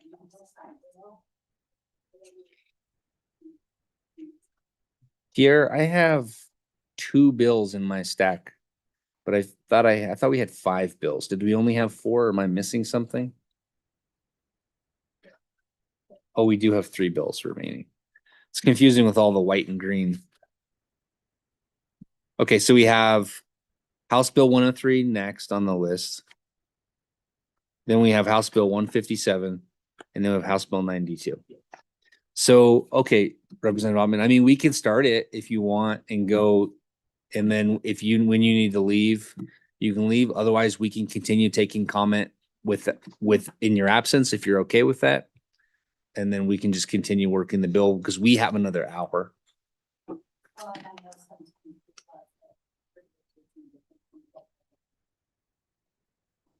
Yes, the House is very slow to get started. I remember that. All right. Next bill for our consideration is House Bill 103, the Wyoming First Amendment Protection Act, brought to us by Representative Ottman. Welcome to Senate Judiciary. Thank you, Mr. Chairman and committee. I know that you have an extremely heavy schedule the next, well, today. So we'll streamline it.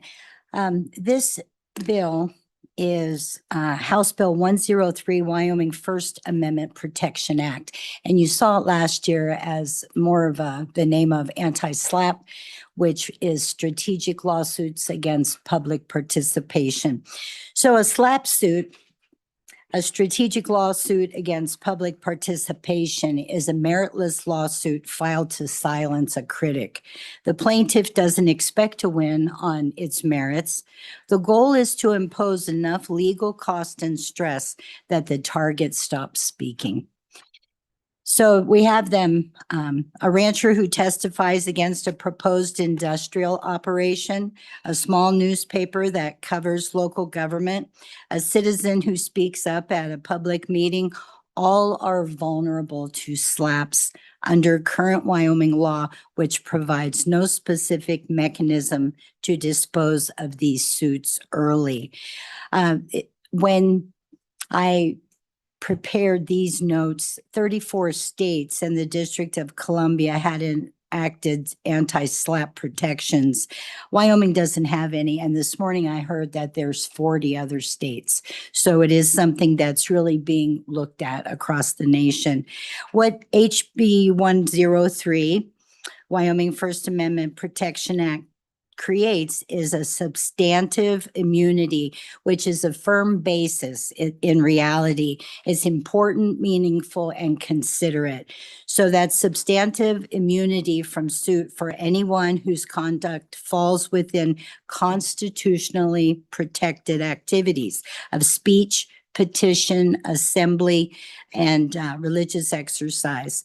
The immunity attaches to privileged activities defined to cover statements in government proceedings, statements in public forums on matters of public interest, and conduct seeking to influence government actions. The key mechanisms in this are immunity from suit, not just a defense, but to actually look at the suit itself. And then I'll go through this, but section 1-44-103 on page 3 provides immunity from the burdens of litigation itself. This is modeled on qualified immunity for public officials. The right is to avoid suit, not merely to avoid judgment. A defendant can raise immunity in any dispositive or pretrial motion. The interlocutory appeal is if a court denies immunity, and that's covered on page 5, section 1-44-103D, it allows an immediate appeal. Without this right, the immunity would be meaningless. The defendant would endure the full cost of litigation before any appellate review. There's mandatory fee shifting on page 7, slapback cause of action on page 9, and safeguards against the abuse. The bill is not a blank check for defamation. It contains 3 principal safeguards. The first is exceptions for unprotected speech. On page 5, section 144-103E carves out knowingly false and defamatory statements, statements made in reckless disregard of the truth, true threats, incitement to imminent lawless action, obscenity, child pornography, and any other established category. Legitimate defamation claims survive. The second check is government exclusion. On page 7, section 1-44103J bars governmental entities and officials from acting in their official capacity from claiming immunity. The bill protects citizens against government adjacent power, not government itself. Frivolous assertion penalty 1-44105 on page 8 authorizes the court to award fees against a party who raises immunity frivolously or in bad faith. the effective dates and applicability. And then in closing, Wyoming values plain speech and civic participation. This bill gives those values enforceable legal protection. I ask for a favorable recommendation. And if you'd like, I think there's someone online, but also a couple people present, or I can walk through part of the bill. It's up, whatever you prefer. Representative Ottman, from what I understand, there is some model language dealing with anti-SLAPP legislation. This is not model language, I understand that. But what I understand is that 15 states have adopted the Uniform Act.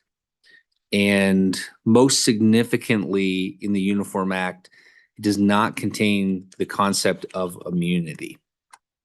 So can you explain to me why we would want immunity from suit as kind of the basis of the legislation as opposed to the Uniform Act's approach to not include immunity? Okay, well, and not being in the law profession, please have grace with me. You can punt it as well. Okay, Yeah, all you can right. do that. But what I'll say is the universal, what did you say? Uniform Act. Uniform Act, that covers primarily the press. And this bill covers individuals as well. Because as we see, a lot of times, whether it be a small business, whether it be an individual person, there is a lawsuit put against them for participating, might be where they are, what they say, what group they're with, maybe a brochure they put out or something using their First Amendment rights. And someone says, well, I'm going to take you to court.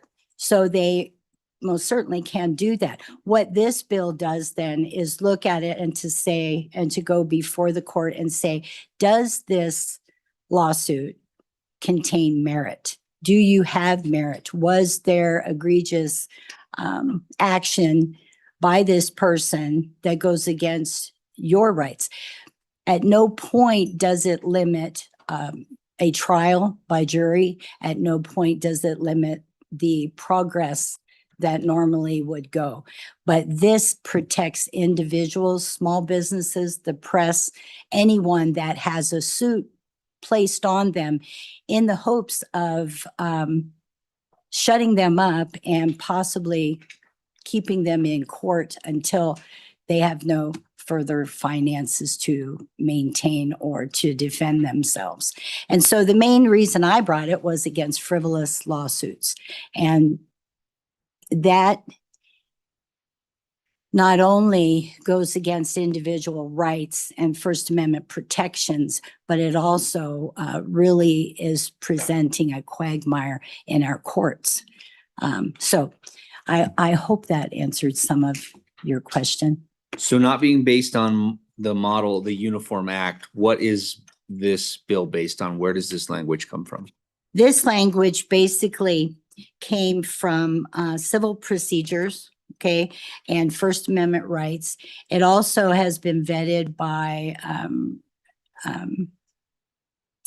But does it come from a particular state? Were we looking at a particular state's no, laws? no, this is right now. Drafted from scratch. This is, well, a gentleman who has developed some for like Nevada and I believe Delaware as well. It came from him with the input from what I was looking for. He developed that for Nevada, and Nevada has also seen an increase in small business, or I'll say business filings because of the protection against frivolous lawsuits. So it's to benefit a lot, but it's been, and also we've had it, I've talked to the governor's office, I've talked to the attorney general, I've had people in the House. We had this before your committee last year.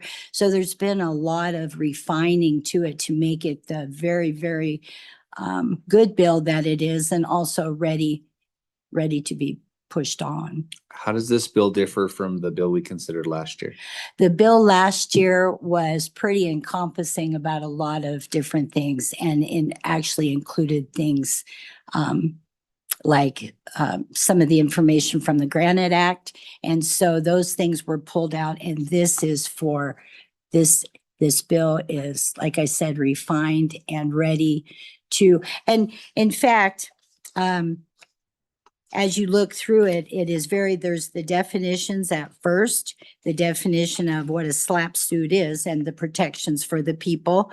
On page 5, it talks about what the court shall determine the immunity, and with the evidence that on line 8, that the immunity motion is meritorious.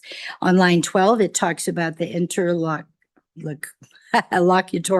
the not final appeal for review. So it covers all of those concerns. Then there's on line 18, immunity from suit granted. And then it talks about if the person's conduct is, and then specifically outlines each and everything where the bill is very well defined.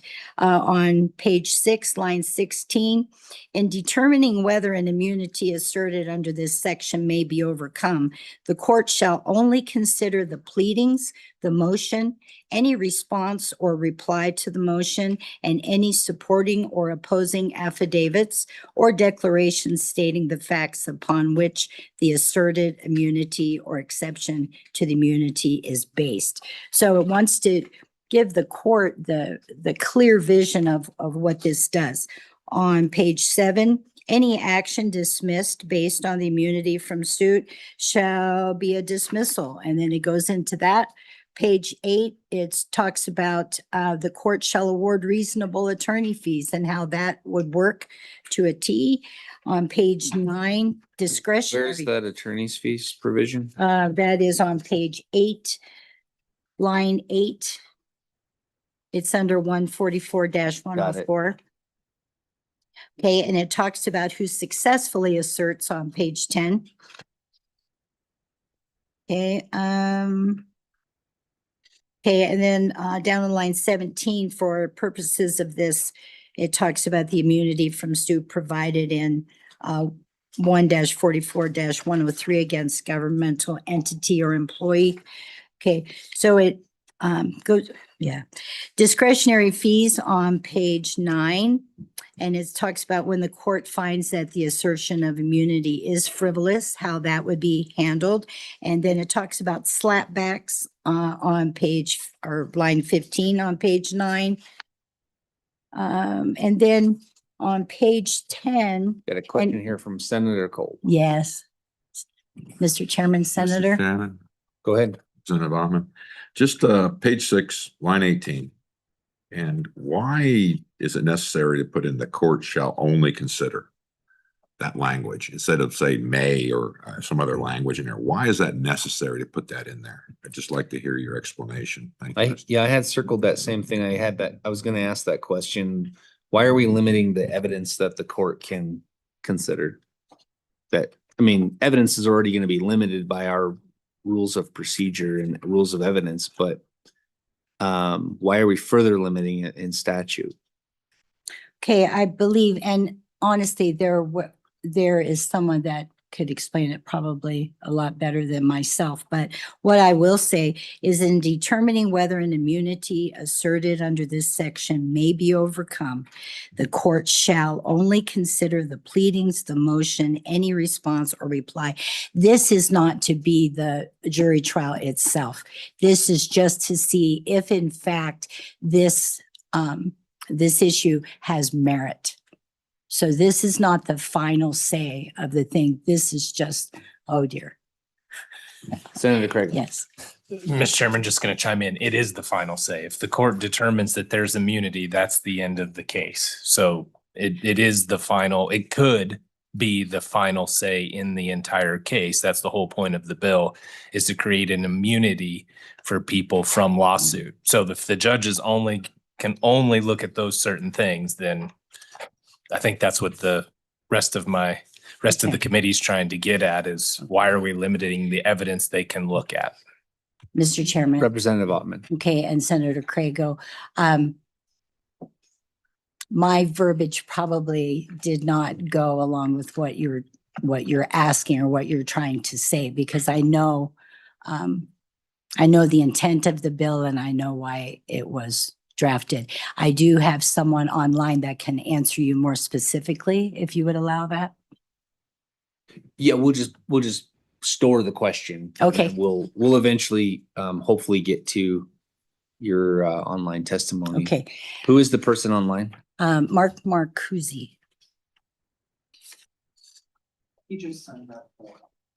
Yeah, I don't have him on my list. He's been trying to get on since this morning. What's his name? Mark Marcuzzi. Oh, Randezza. I'm sorry, Randezza. I had Marcuzzi, but it's Randezza. Yeah. Did he testify last year? Yes, he did. I think he did. Yes, he did. Okay, And he's probably, excuse me, Mr. Chairman. Go ahead. He's probably thinking, Representative Ottman, I'm right here. I can, alleviate. And honestly. maybe he should fly in next time. Well, yeah. that It'd would be great to good. have him here. And Or excuse maybe me, there won't be a Mr. next Chairman. time. Maybe this Yes, will be this it. is gonna go. Yes, just to verify it, but I would just say, Mr. Chairman, if the snow was better and there was skiing, maybe that would have been a extra, yeah. But, okay, we'll let that go unless you want me to continue. Okay. If you have something else that you want to cover, go ahead. I know you were in the middle of something when Senator Cole asked a question. What, okay, yeah, I was going, to the last page. Oh, just to Senator say- Crago has another question, Representative Okay. Ottman. Go ahead, Senator Crago. Yes, Mr. Chairman, I think she was about to get to it. Mine is going to be on the last page. okay. All right, page 16, the action is based on privileged activities and no dispositive motion has been ruled. The court in its discretion determines that the application of this act would not cause manifest injustice to any party. And once again, and not to add more lukewarm water to it, this is not to be injurious to anyone. If someone has a meritorious suit, that's what our court system is all about. But this is to protect people from being held in court and then found out that there was no substantive evidence, but by that time they are broke.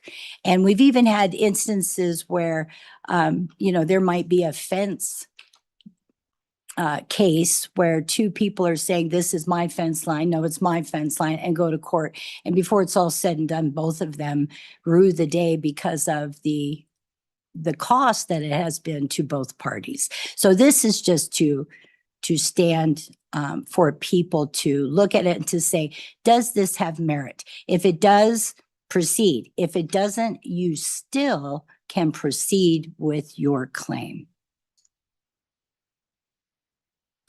Senator Crago. Thank you, Mr. Chairman. So actually, the question I had was it starts on page 15 and goes to page 16. Okay. And it says this act shall apply to all causes of action accruing on and after the effective date of this act. That's standard language. That's how most of our bills get passed. We look forward, we don't look back. Then part 2 is a look back. So subsection 2 says any action pending on the effective date of this act. Then it has some qualifiers. Is it? Yes. So any lawsuits that are pending today would be subject to this act, even if they had been started a year, 2 years, 3 years ago, so long as it meets these qualifications on page 16, i.e. that it's based on privileged activities as we're creating in this statute. Part 2 is no dispositive motion has been ruled upon, which means the court has not decided a motion for summary judgment or motion to dismiss. and the court in its discretion determines that the applicability of this act would not cause manifest injustice to any party. That is extremely uncommon language in our bills.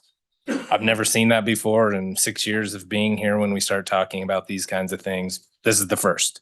So do you know where that language came from and why it was put into this bill? Representative Ottman? Mr. Chairman, Senator, it references based on privileged activities as defined by 144, 102 AII, which are person includes an individual, partnership, corporation, joint stock company, or any other association or entity, public or private. So it just really defines the privilege that these privileged activities by these particular entities. That's all it says. It doesn't say it goes back to Follow up, It Mr. does- Chairman? action or inaction. It It just does on page- defines the people that would be, I'm sorry. No, Mr. Representative Chairman. Ottman, on page 15, it says any action pending on the effective date. So it's applying those elements of A, B, and C they're applied to if an action is pending and it qualifies under A, B, and C, then this act would apply to a pending litigation. I think Senator Craig's concern is that we typically make a law effective. We choose a point in time, usually it's July Yes. 1, and then it applies to everything after so that people have notice of what's going on. But this would affect existing litigation is the concern. Mr. Chairman and Senator Crago, it was never my intent, and I don't believe there's something here and that it is to say, okay, let's get back to so-and-so. That is not the intent. I would ask again if we could please ask Mr. Rendeza, because that would be either the nuance for something new or precedent from before, which these slap bills are just coming in the last few years. So anyway, I would ask, because I think that would answer your concern. And if it's something that needs to be addressed right here and now, then that we could do that. Senator Craig? Follow up, Mr. Chairman? Please go ahead. So are you aware of any lawsuits to which this would apply today? If it would, Representative Ottman? there's some things I've heard of, but I haven't been to court or been asked to come to court or do anything like that. I know there's some innuendo about some things in another county, but this bill was from last year, not after that court case has been brought about. Mr. Chairman, I'm sorry. Senator Craig? Follow up? Please go ahead. Thank you, Mr. Chairman. So which court case are you talking about? I Representative believe Ottman. there's one, Mr. Chairman, I believe there's one in Sweetwater. I believe there is.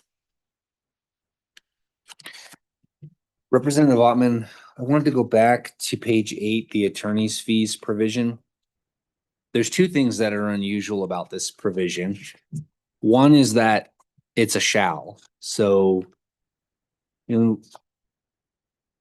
and this isn't just the case in Wyoming. This is true in the United States in general. We operate under what's known as the American rule, which is everybody pays their own way. That's kind of the default rule of attorney's fees in America, is that everybody pays their own way. And then we will create statutory attorney's fees, and we do that in Wyoming. But generally, it's permissive. It gives the court the ability to award attorney's fees, but doesn't mandate that the court. It's very unusual to mandate that the court award attorney's fees. So that's number one. And then number two is it only applies to one party. Only the person who successfully asserts immunity from suit can, as opposed to, a prevailing party, for example.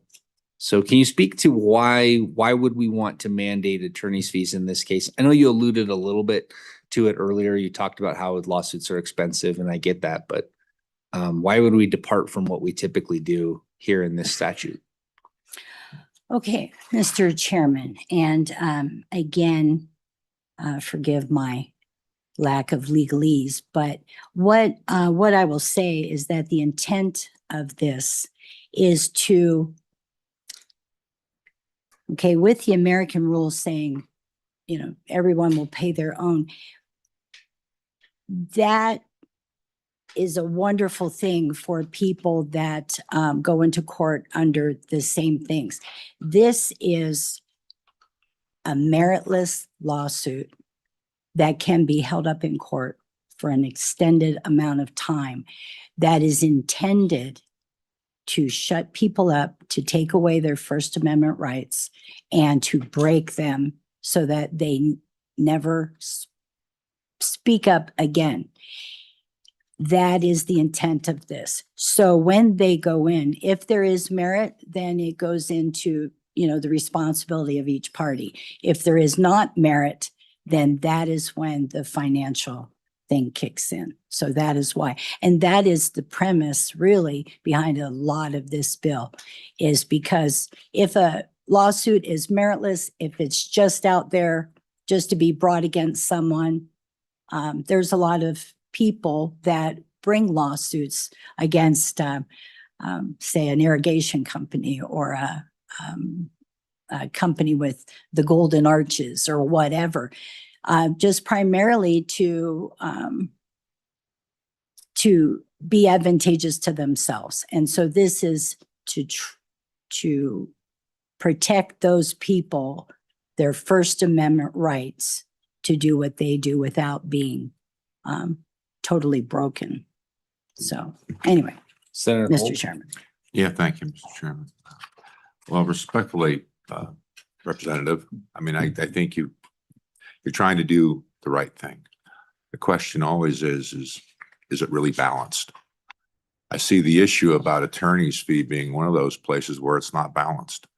Because on one hand, I understand what you're saying, that they should pay for the attorney's fees, even though it's not the, you know, the standard practice. However, there's no mechanism in here to if you, as the slap might be, that what about their fees? And if, I guess my confusion is this, if what you're saying is true, that it won't happen the other direction, then there's no issue with saying they would also be granted attorney's fees if the other party prevailed. Okay, because if your premise is that it only happens in one direction, and my assertion is it absolutely wouldn't. And as I recall the bill that we talked about last year, the Nevada law, this was not like that bill. I mean, that law is not mimicked in this bill. And that law in Nevada, as I recall, was a balanced way of looking at it, saying that you can't, on the opposite way, bring a frivolous lawsuit against the other person that you claim brought a frivolous lawsuit. I mean, there's a balance to this that I see. And while your intentions are good, I see there's a few holes in this thing trying to represent a balance, because you have to, explain to me why it should only be one-sided. Explain to me why this ability to have I don't like the acronym SLAP, mind you, but take an action as contemplated in this bill. Why is it only one-sided? You couldn't possibly see a situation where it's someone's taken this and weaponized this against someone else and basically brought a countersuit to somebody who is exactly doing what you're trying to prevent. I don't, it's kind of a complicated question, but just what is your thought about balance, and why don't the attorney's fees goes both ways? Representative Ottman? Mr. Chairman, thank you. And Senator Kolb, if you recall from last year's bill, it was a little overwhelming for you that you didn't even want to look at it because it was so many pages. We have taken out a lot of that. And what I will say, and not being an attorney, okay, so I don't have all of that expertise, but what I will say is that this is to look at things at the very beginning. This is to say, do you actually have merit to take this person to court? If you do, then it will proceed according to the normal procedures of a jury trial. This is only to get to the very beginning of it, to protect people against being slapped strategic lawsuits against public participation against their First Amendment rights. If there is injurious claims and stuff, it will proceed to the trial where it needs to go, and appropriate responsibility will be taken. There's nothing in this bill that says that it's all one-sided, nothing at all. So Representative Ottman, just for the record, House Bill 223 was 16 pages long. Oh, was it as well? This bill is 16 pages. Well, So you may have taken some things out, but you probably put some things in that made it balance back out to the same Mr. number of Chairman, I pages. think more spacing. Any other questions for Representative Ottman? Welcome back, Senator Crum. Thank you, Mr. Chairman. And again, Mr. Chairman, Go ahead. In order to speak with the legalities of this and what you're looking at as far as the court, I would ask you to speak with the person online that can speak in the language that you are used to, and that would be able to answer those things probably in a very more direct and comprehensive manner. I believe 100% in this. I've seen it happen. And I believe that as we go into this new generation of just people being so emotional. There's so many things going on that this would be a protection for everybody. There's a lot of people that would never even need to use this. But when we're looking at the trend of suing companies and suing individuals, sometimes just for the finances. I had a lady one time say, it's nothing against you all, but we need to pay our ex-wives back child support. You know, people will do incredible things. And when you can rent defense on the side of a bus, it's time to try to handle the issue. And that's what I'm trying to do. Very good. All right. Thank you, Representative Ottman. Do we have any agencies wishing to testify on this bill, or the governor's office that would be appropriate now?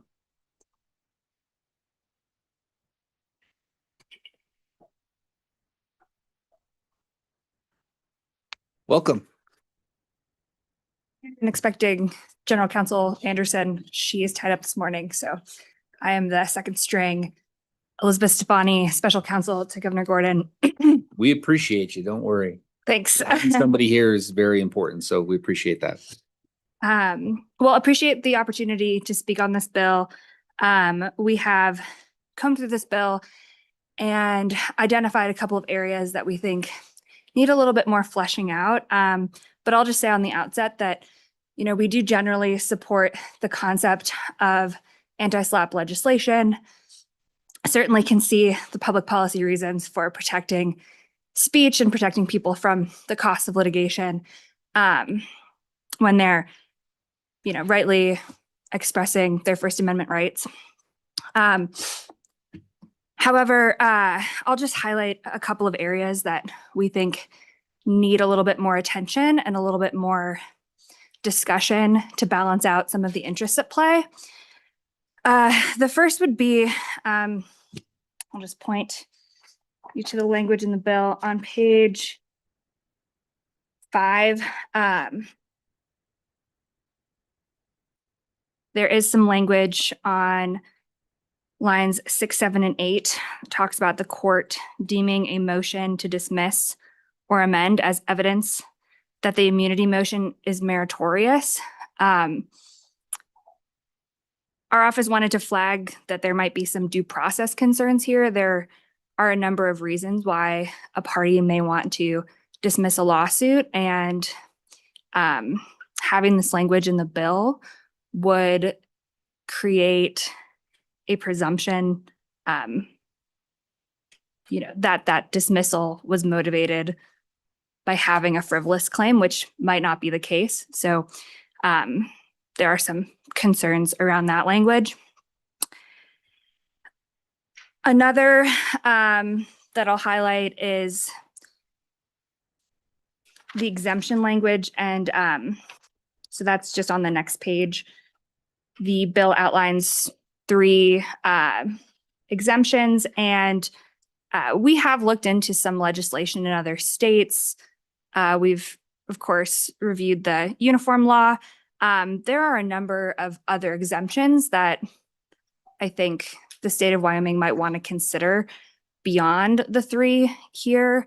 And, you know, that's a policy question. I think that takes time, discussion, consideration for all of the different impacts or ways that anti-SLAPP lawsuits could be used.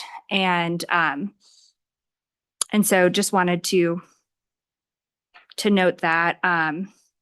Along those lines, I think we share the same question of why would we, you know, limit the evidence when a responding party is asserting an exemption, limiting that evidence to just, you know, the pleadings in the motion.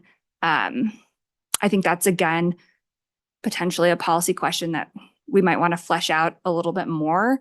And so, you know, those are just 2 areas.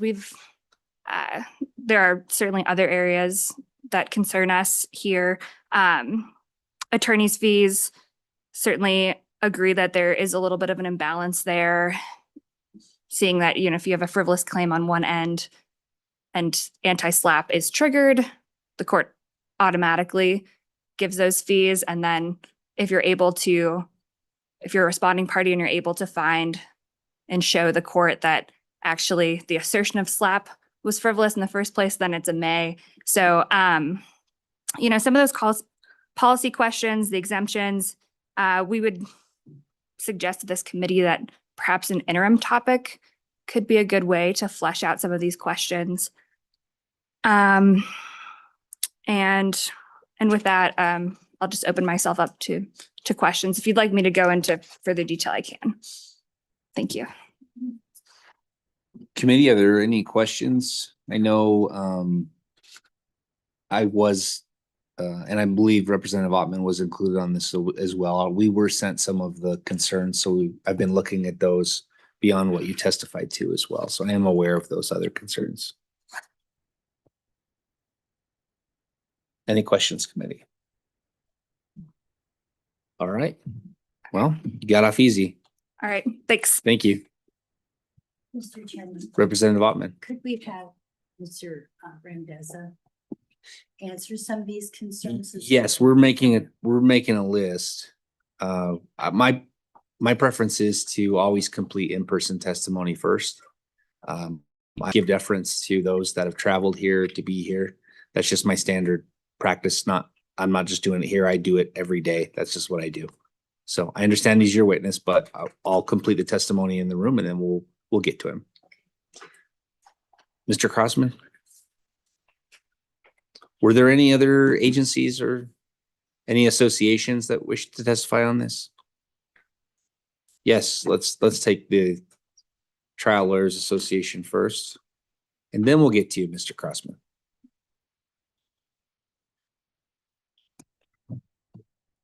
Welcome. Thank you. Good morning, Mr. Chairman. Beth Lance, Wyoming Trial Lawyers Association. My comments are quite similar to those of the governor's office here today. We too support anti-SLAPP legislation as a concept. If it were a version that looked different than the version that's in front of you right now, we would potentially be able to just completely support it. So I think the idea of potentially moving this to the interim, I know our association would be happy to be part of any kind of working group that could potentially be formed in order to address some of the concerns that we see as well in this legislation. In addition to what the governor's office has pointed out, I will just point out a couple more. First, we find that this is, the way it's written is extremely broad. The definition itself of privileged activities is not conditioned upon speech related to a matter of public concern. So we're not even defining what can be brought under this legislation, I think, as what is truly SLAPP.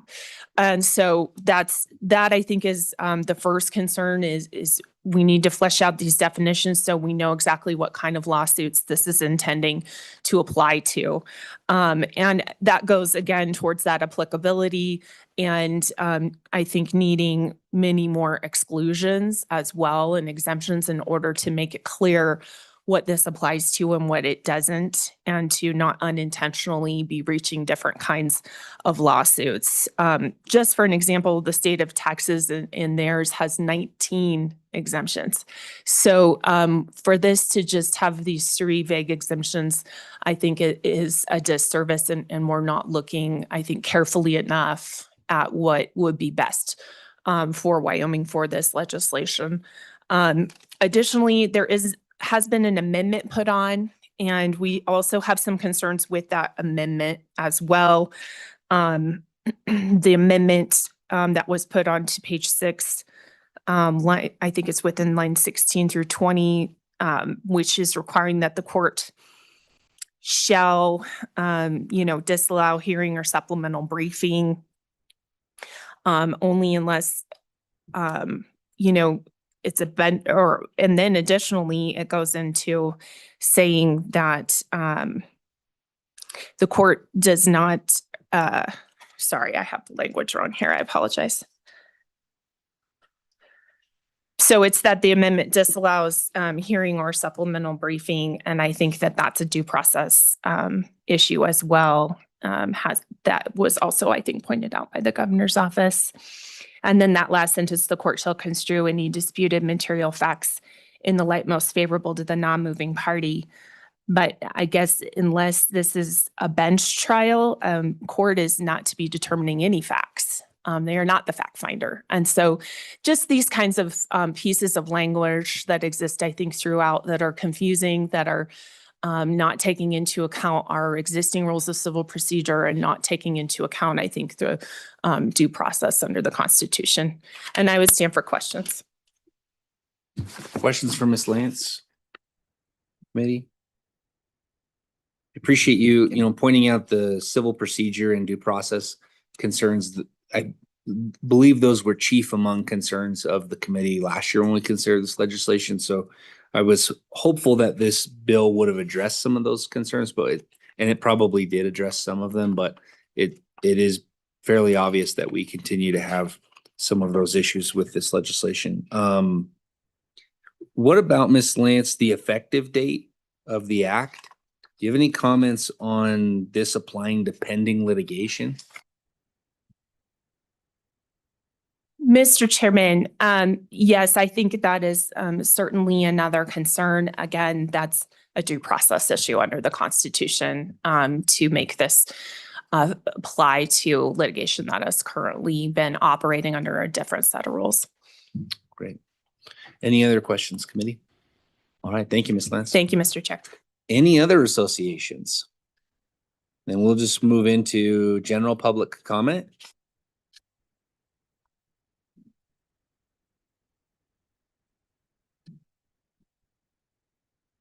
Welcome back, Mr. Crossman.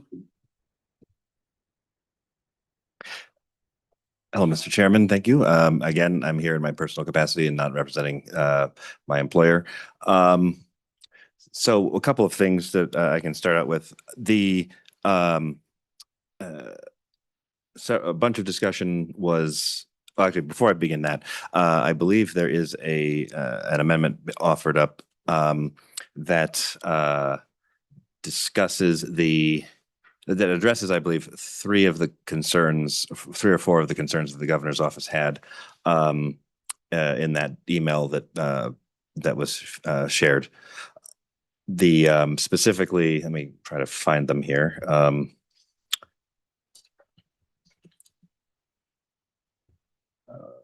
Here we go. So specifically, this goes to that the party invoking immunity bears the burden of proof. So we add that in Then it talks about the irrebuttable presumption. We make that a rebuttable presumption. That was a good move to a good change too, and as well as we add in a timeline. Now the timeline we add in is only related to the attorney's fees. This is in the new subsection E, I believe. We add a 7-day notice to the other party. And if that notice isn't provided, then the attorney's fees don't attach, but the immunity can still attach. So you don't, if you fail to notice the other side in time, then the fee shifting component is no longer provided, but the immunity can still release from the suit. Going into one of the things that you all brought up many times was in the enacting date and the effective date. And again, this is me speaking personally. I personally believe that entire subsection 2 can be excised and removed. I don't think it is necessary to have that be retroactively applicable. I think that there might be a case that is pending right now. I don't know. I know that case has been going on a long time, but my understanding is that the trigger of that is any motion even being filed or ruled on dispositive. It doesn't have to have been successful, but that would kill it. But again, last year there was a retroactivity that was stripped out as well. So Senator Crago has a question. So thank you for being here. Thank you for your help and your knowledge on several topics we've been talking about today. Why is that even in the bill? Mr. Cross. Yeah, thank you, Chairman. I believe there is some concern. So first of all, the original draft, 2 years ago when this was being discussed by the bringer, that the particular case in question wasn't filed. I don't even believe the acts that were involved in that case had been engaged in at that moment. I believe there's a concern that without some form of look back, then there will be non-meritorious cases that are filed between enactment and efficacy. So the intent was to prevent some sort of rush to get in bad cases first. And this is Wyoming. We don't have a lot of people here. I don't know if that's really a big concern. So that's why I think just completely eliminating that section is totally fine. If that answers your question. Senator Crago. Follow up, Mr. Chairman. Yes. Not really. I think you probably understand where I'm going with this. Last year, we had the same concern, and this committee in particular said, we don't like that. We like things going forward. We don't want to try to create laws that look backwards because it wasn't the law back then. So why put it in again? Mr. Crossman. Yeah, thank you, Mr. Chairman.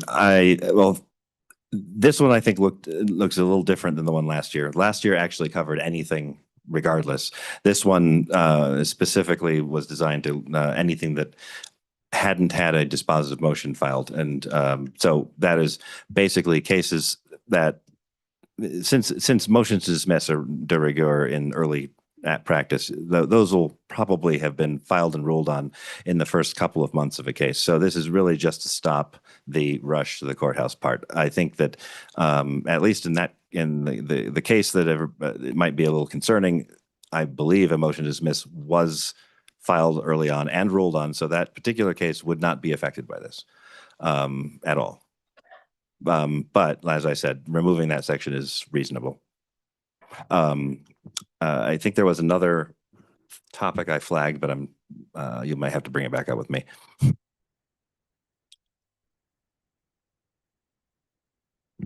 Did you talk about attorney's fees? You did. That was the 7 days.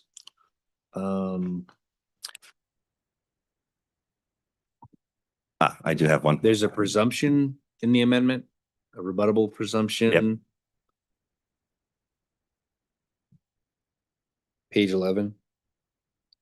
Mr. Chairman, I think so. The rebuttable presumption component that we added in that fixes one of the concerns that the original language had made it sound like an irrebuttable presumption. So we changed that to a rebuttable presumption so that, you know, if the court doesn't have their hands tied. I also, I guess, note that at least some of the speakers here talked about the uniform laws and the preferring that, but also not liking the fees to be non-discretionary. However, the uniform law does contain the non-discretionary language for the fee transfer if you are successful. So that is a Senator Craig. Along those lines, Mr. Chairman, so under the Uniform Act or on some of the other states, is that a two-way street or is that a one-way street? For example, if you successfully win the lawsuit after overcoming the immunity argument, do you get your fees paid for? If you're the plaintiff, is it a two-way street or not? Mr. Crossman. Thank you, Mr. Chairman. I believe I don't know if it's a mandatory two-way street in this case. I think it is if the court has the discretion to apply the fees, if the immunity argument is provided and defeated. And I believe in that case, it's if the immunity is successful, then the case is by definition was meritless. I mean, a judge is not going to should not be granting an immunity when the immunity does not apply. However, if you raise an immunity defense and you have a good faith reason to believe that immunity defense does apply, then you should not have your fees awarded to you. That's just normal trial practice. If it is a bad faith raise, then a judge absolutely should be applying it. So the judge needs to have some discretion in determining if the request for immunity was good faith or bad faith. So yes, there is a two-way street for fees. It's mandatory if you succeed on your immunity because by definition the other side was not in good faith. Now, of course, both sides get, because it's an immunity argument, both sides get an immediate interlocutory appeal for that. So if the judge is wrong, then you can go up and ask a higher court to make that determination. But that's why there would be a slight discrepancy in whether the court's hands are tied with respect to whether the fees are being awarded or not. Senator Craig. Yeah, Mr. Chairman. So I was just pulled up Nevada. I think if you overcome the immunity argument, you shall be awarded attorney's fees as the plaintiff. But I don't know about not in the necessarily the underlying suit itself. I haven't got that far, but looked to me like on the immunity argument, if you overcome that, then you get your fees. And it's a shall, as opposed, and which is different than the proposed language ahead of us today. Mr. Crossman. Thank you, Mr. Chairman. I will defer to the expert on that, and because when he comes on, he actually is a Nevada licensed attorney, and I'm not. Senator Kolb. Yeah, thank you, Mr. Chairman. Just to, I guess, have a rendition of Groundhog Day again. This came up the last time. These exact same things came up. And I think the question would be is, why wasn't it addressed in this bill draft as we explained last time, the concern about the inequity of the may and shall for court fees? I mean, this came up exactly, I believe it was 2 years ago, and exactly under the same circumstances with the Nevada law and the discrepancies between this and that law and the concerns that were raised. So I guess the question is why is it still in here? I mean, beyond what you just explained, is there any more explanation about why it persists in this bill draft the way it's presented? Thank you, Mr. Chairman. Mr. Crossman. Yeah, thank you.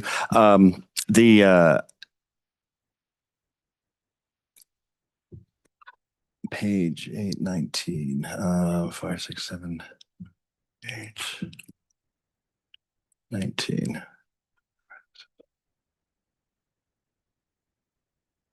The party that shall be entitled.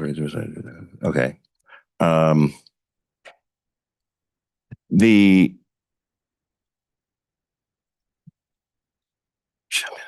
Okay. I'm going to have to punt that one too, because I'm looking at this and I don't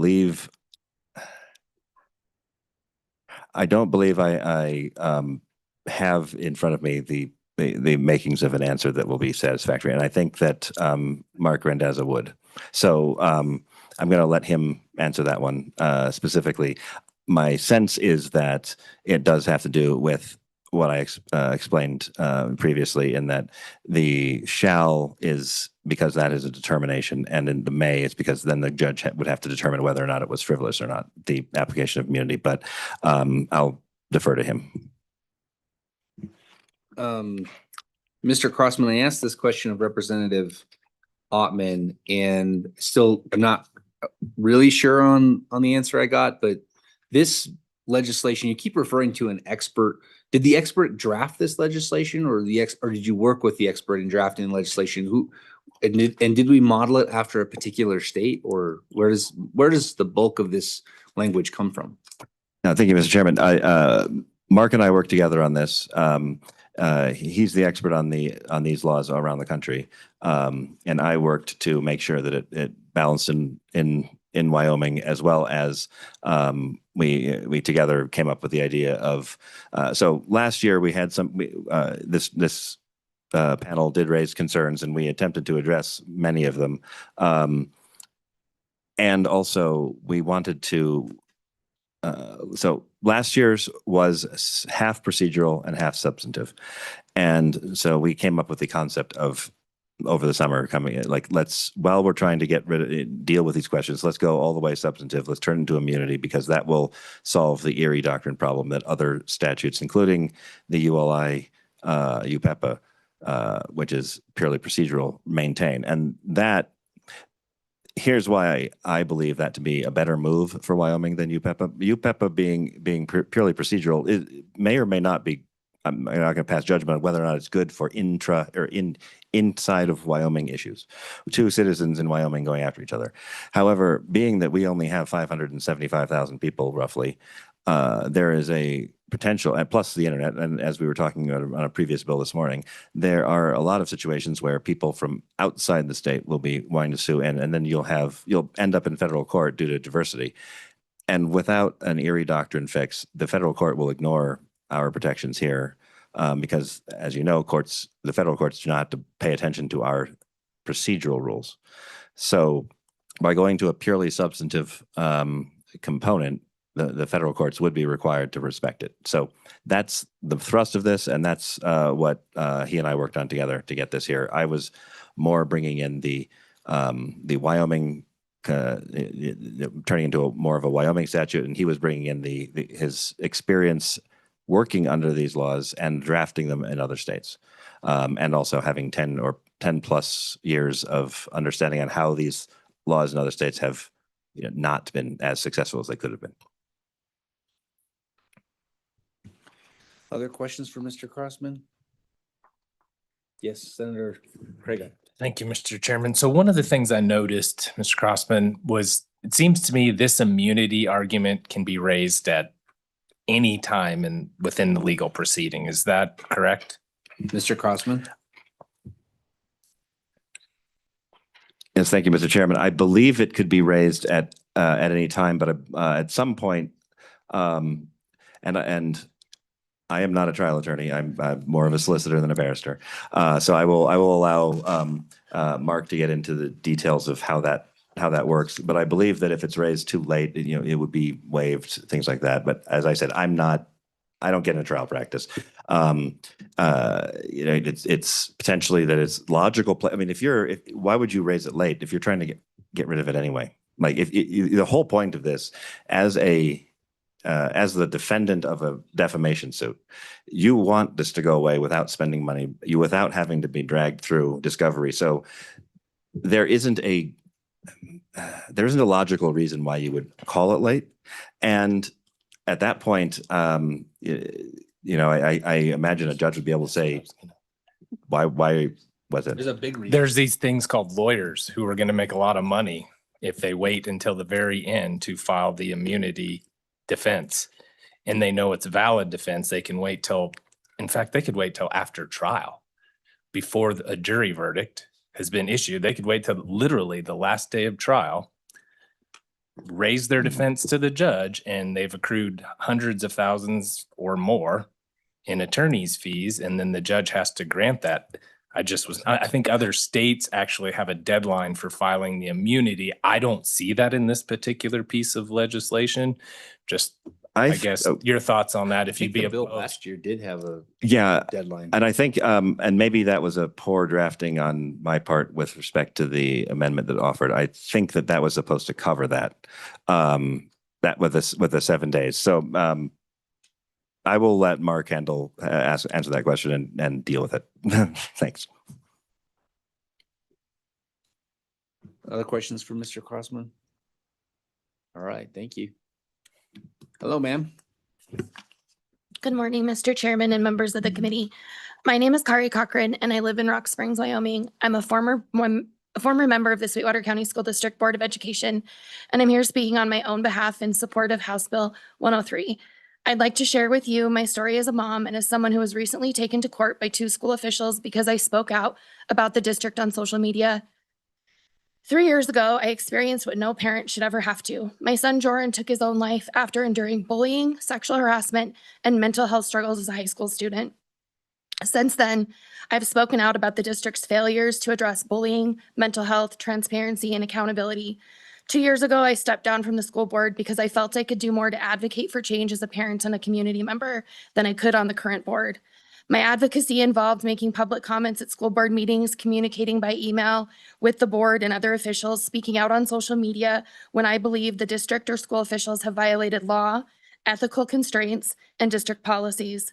Last summer, I was at home when I received a knock on the door, and I was shocked to see a sheriff deputy standing there serving me with not 1, but 2 orders to appear in court over allegations of stalking.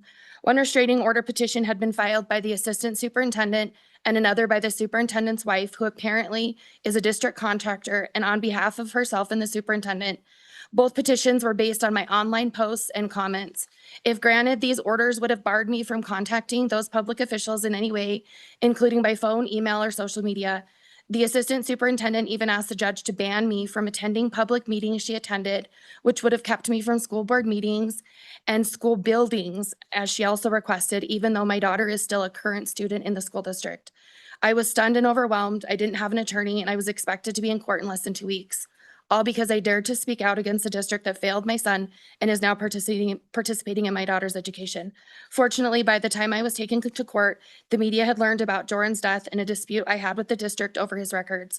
Parker Jackson, an attorney with the nonprofit Goldwater Institute, reached out and connected me with another Wyoming attorney. I was able to have legal representation at one of the hearings I was forced to attend. Thankfully, the 2 judges assigned to my case both recognized the stalking allegations brought against me were improper and targeted my constitutionally protected speech. One judge dismissed the first case without a hearing, and the second judge also dismissed the other petition after a brief virtual hearing. But the truth is, I never should have had to appear in court at all. The allegations were groundless and aimed at silencing my advocacy as a parent and a community member. If House Bill 103 had been law, my cases could have been resolved more quickly or might not have even been filed in the first place. Protections like House Bill 103 are vital to protect and give practical effect to our constitutional rights. Parents, students, educators, and community members should be free to voice concerns about public school policies and practices that affect children's safety and well-being without the fear of being dragged into court if someone abuses the legal process to punish constitutionally protected speech. The target should not face financial hardships or the stress of a drawn-out litigation. I am very grateful that the donor-funded organization like Goldwater offered pro bono legal representation when they're able. Their support empowered me to defeat the intimidation and punitive tactics that often arise when individuals dare to engage in free speech. But pro bono help isn't always available. Every Wyoming citizen, no matter their income, social status, should be able to exercise their constitutional rights without the fear that legal process would be used as a punishment. House Bill 103 would help make that a reality, especially as so-called lawfare has become so prevalent in our society. This isn't about revenge, it's about reform. It's about ensuring that no one weaponizes our legal system to punish dissent or silence lawful expression. The loss of my son will always be the hardest thing I've ever faced. All I ever wanted to do was ensure that no other parent or child would have to endure the same heartbreak. In my efforts to keep his memory alive, I've courageously spoken out, even though it has brought me more unexpected pain. I've stood up for what's right amidst the challenges facing our school district, and I was taken to court because of it. Today, you have a chance to ensure that the next parent or taxpayer that speaks out will have additional meaningful tools to protect their rights. I thank you for listening to my story, and I'm happy to stand for any questions. And Parker Jackson is also online if you were to have any questions pertaining to that. Any questions for Ms. Cochran? Yes, Senator Cole. Yeah, thank you, Mr. Chairman. Thank you for traveling down here and telling us what had happened. I'm well aware of it because it's my area, but thank you very much for doing that. Just please, I guess my condolences to your loss. I think you're owed that, and thank you for coming. Thank you. Yes, Ms. Cochran, thank you for testifying and sharing your story with us. We're very deeply troubled by it and sorry for your loss, of course. But I think it's really important that you stand up for what you believe in, and advocating for yourself in the legislative process isn't always easy. So I really commend you for doing that. Thank you, Chairman and committee members. Thank you. Other testimony in the room? Any public testimony? All right. We've got about 10 minutes. So what I'm thinking, we have a lot of questions for Mr. Rendenza, I think. So it might make more sense to let Mr. Jackson in, and then we may just have to save Mr. Rendenza for lunchtime. Because I don't think we're going to get through our questions with him in 5 minutes. Mr. Jackson, welcome. Good morning, Mr. Chairman. Can you hear me okay? We can hear you, yes. Great. Thank you. I'll be very brief. My name is Parker Jackson. I'm a staff attorney for the Goldwater Institute, and I'm a Wyoming resident residing in Lyman. I just want to make 3 quick points about how the bill would have affected Kari's cases, and why this bill really can't wait another year. This problem is affecting Wyoming residents now, including Ms. Cochran. So the first really important thing is the petitions filed against Ms. Cochran probably wouldn't have been filed. And one of the really important things about anti-SLAPP laws across the country is that they provide an effective deterrent against frivolous lawsuits like she faced. And so that's really one of the biggest objectives here, is to just provide that deterrent in the statute. The second is the at least her second case that actually went to a full hearing. It probably would have been resolved more quickly, probably wouldn't have gone to a hearing, at least on the full-blown merits of the case. Again, this is designed for pretrial dispositive motions. So motion to dismiss, motion for summary judgment type of procedure.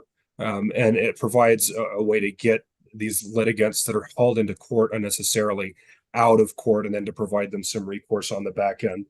And then the third way is, fortunately, she was able to connect with us, and we were able to arrange some pro bono representation.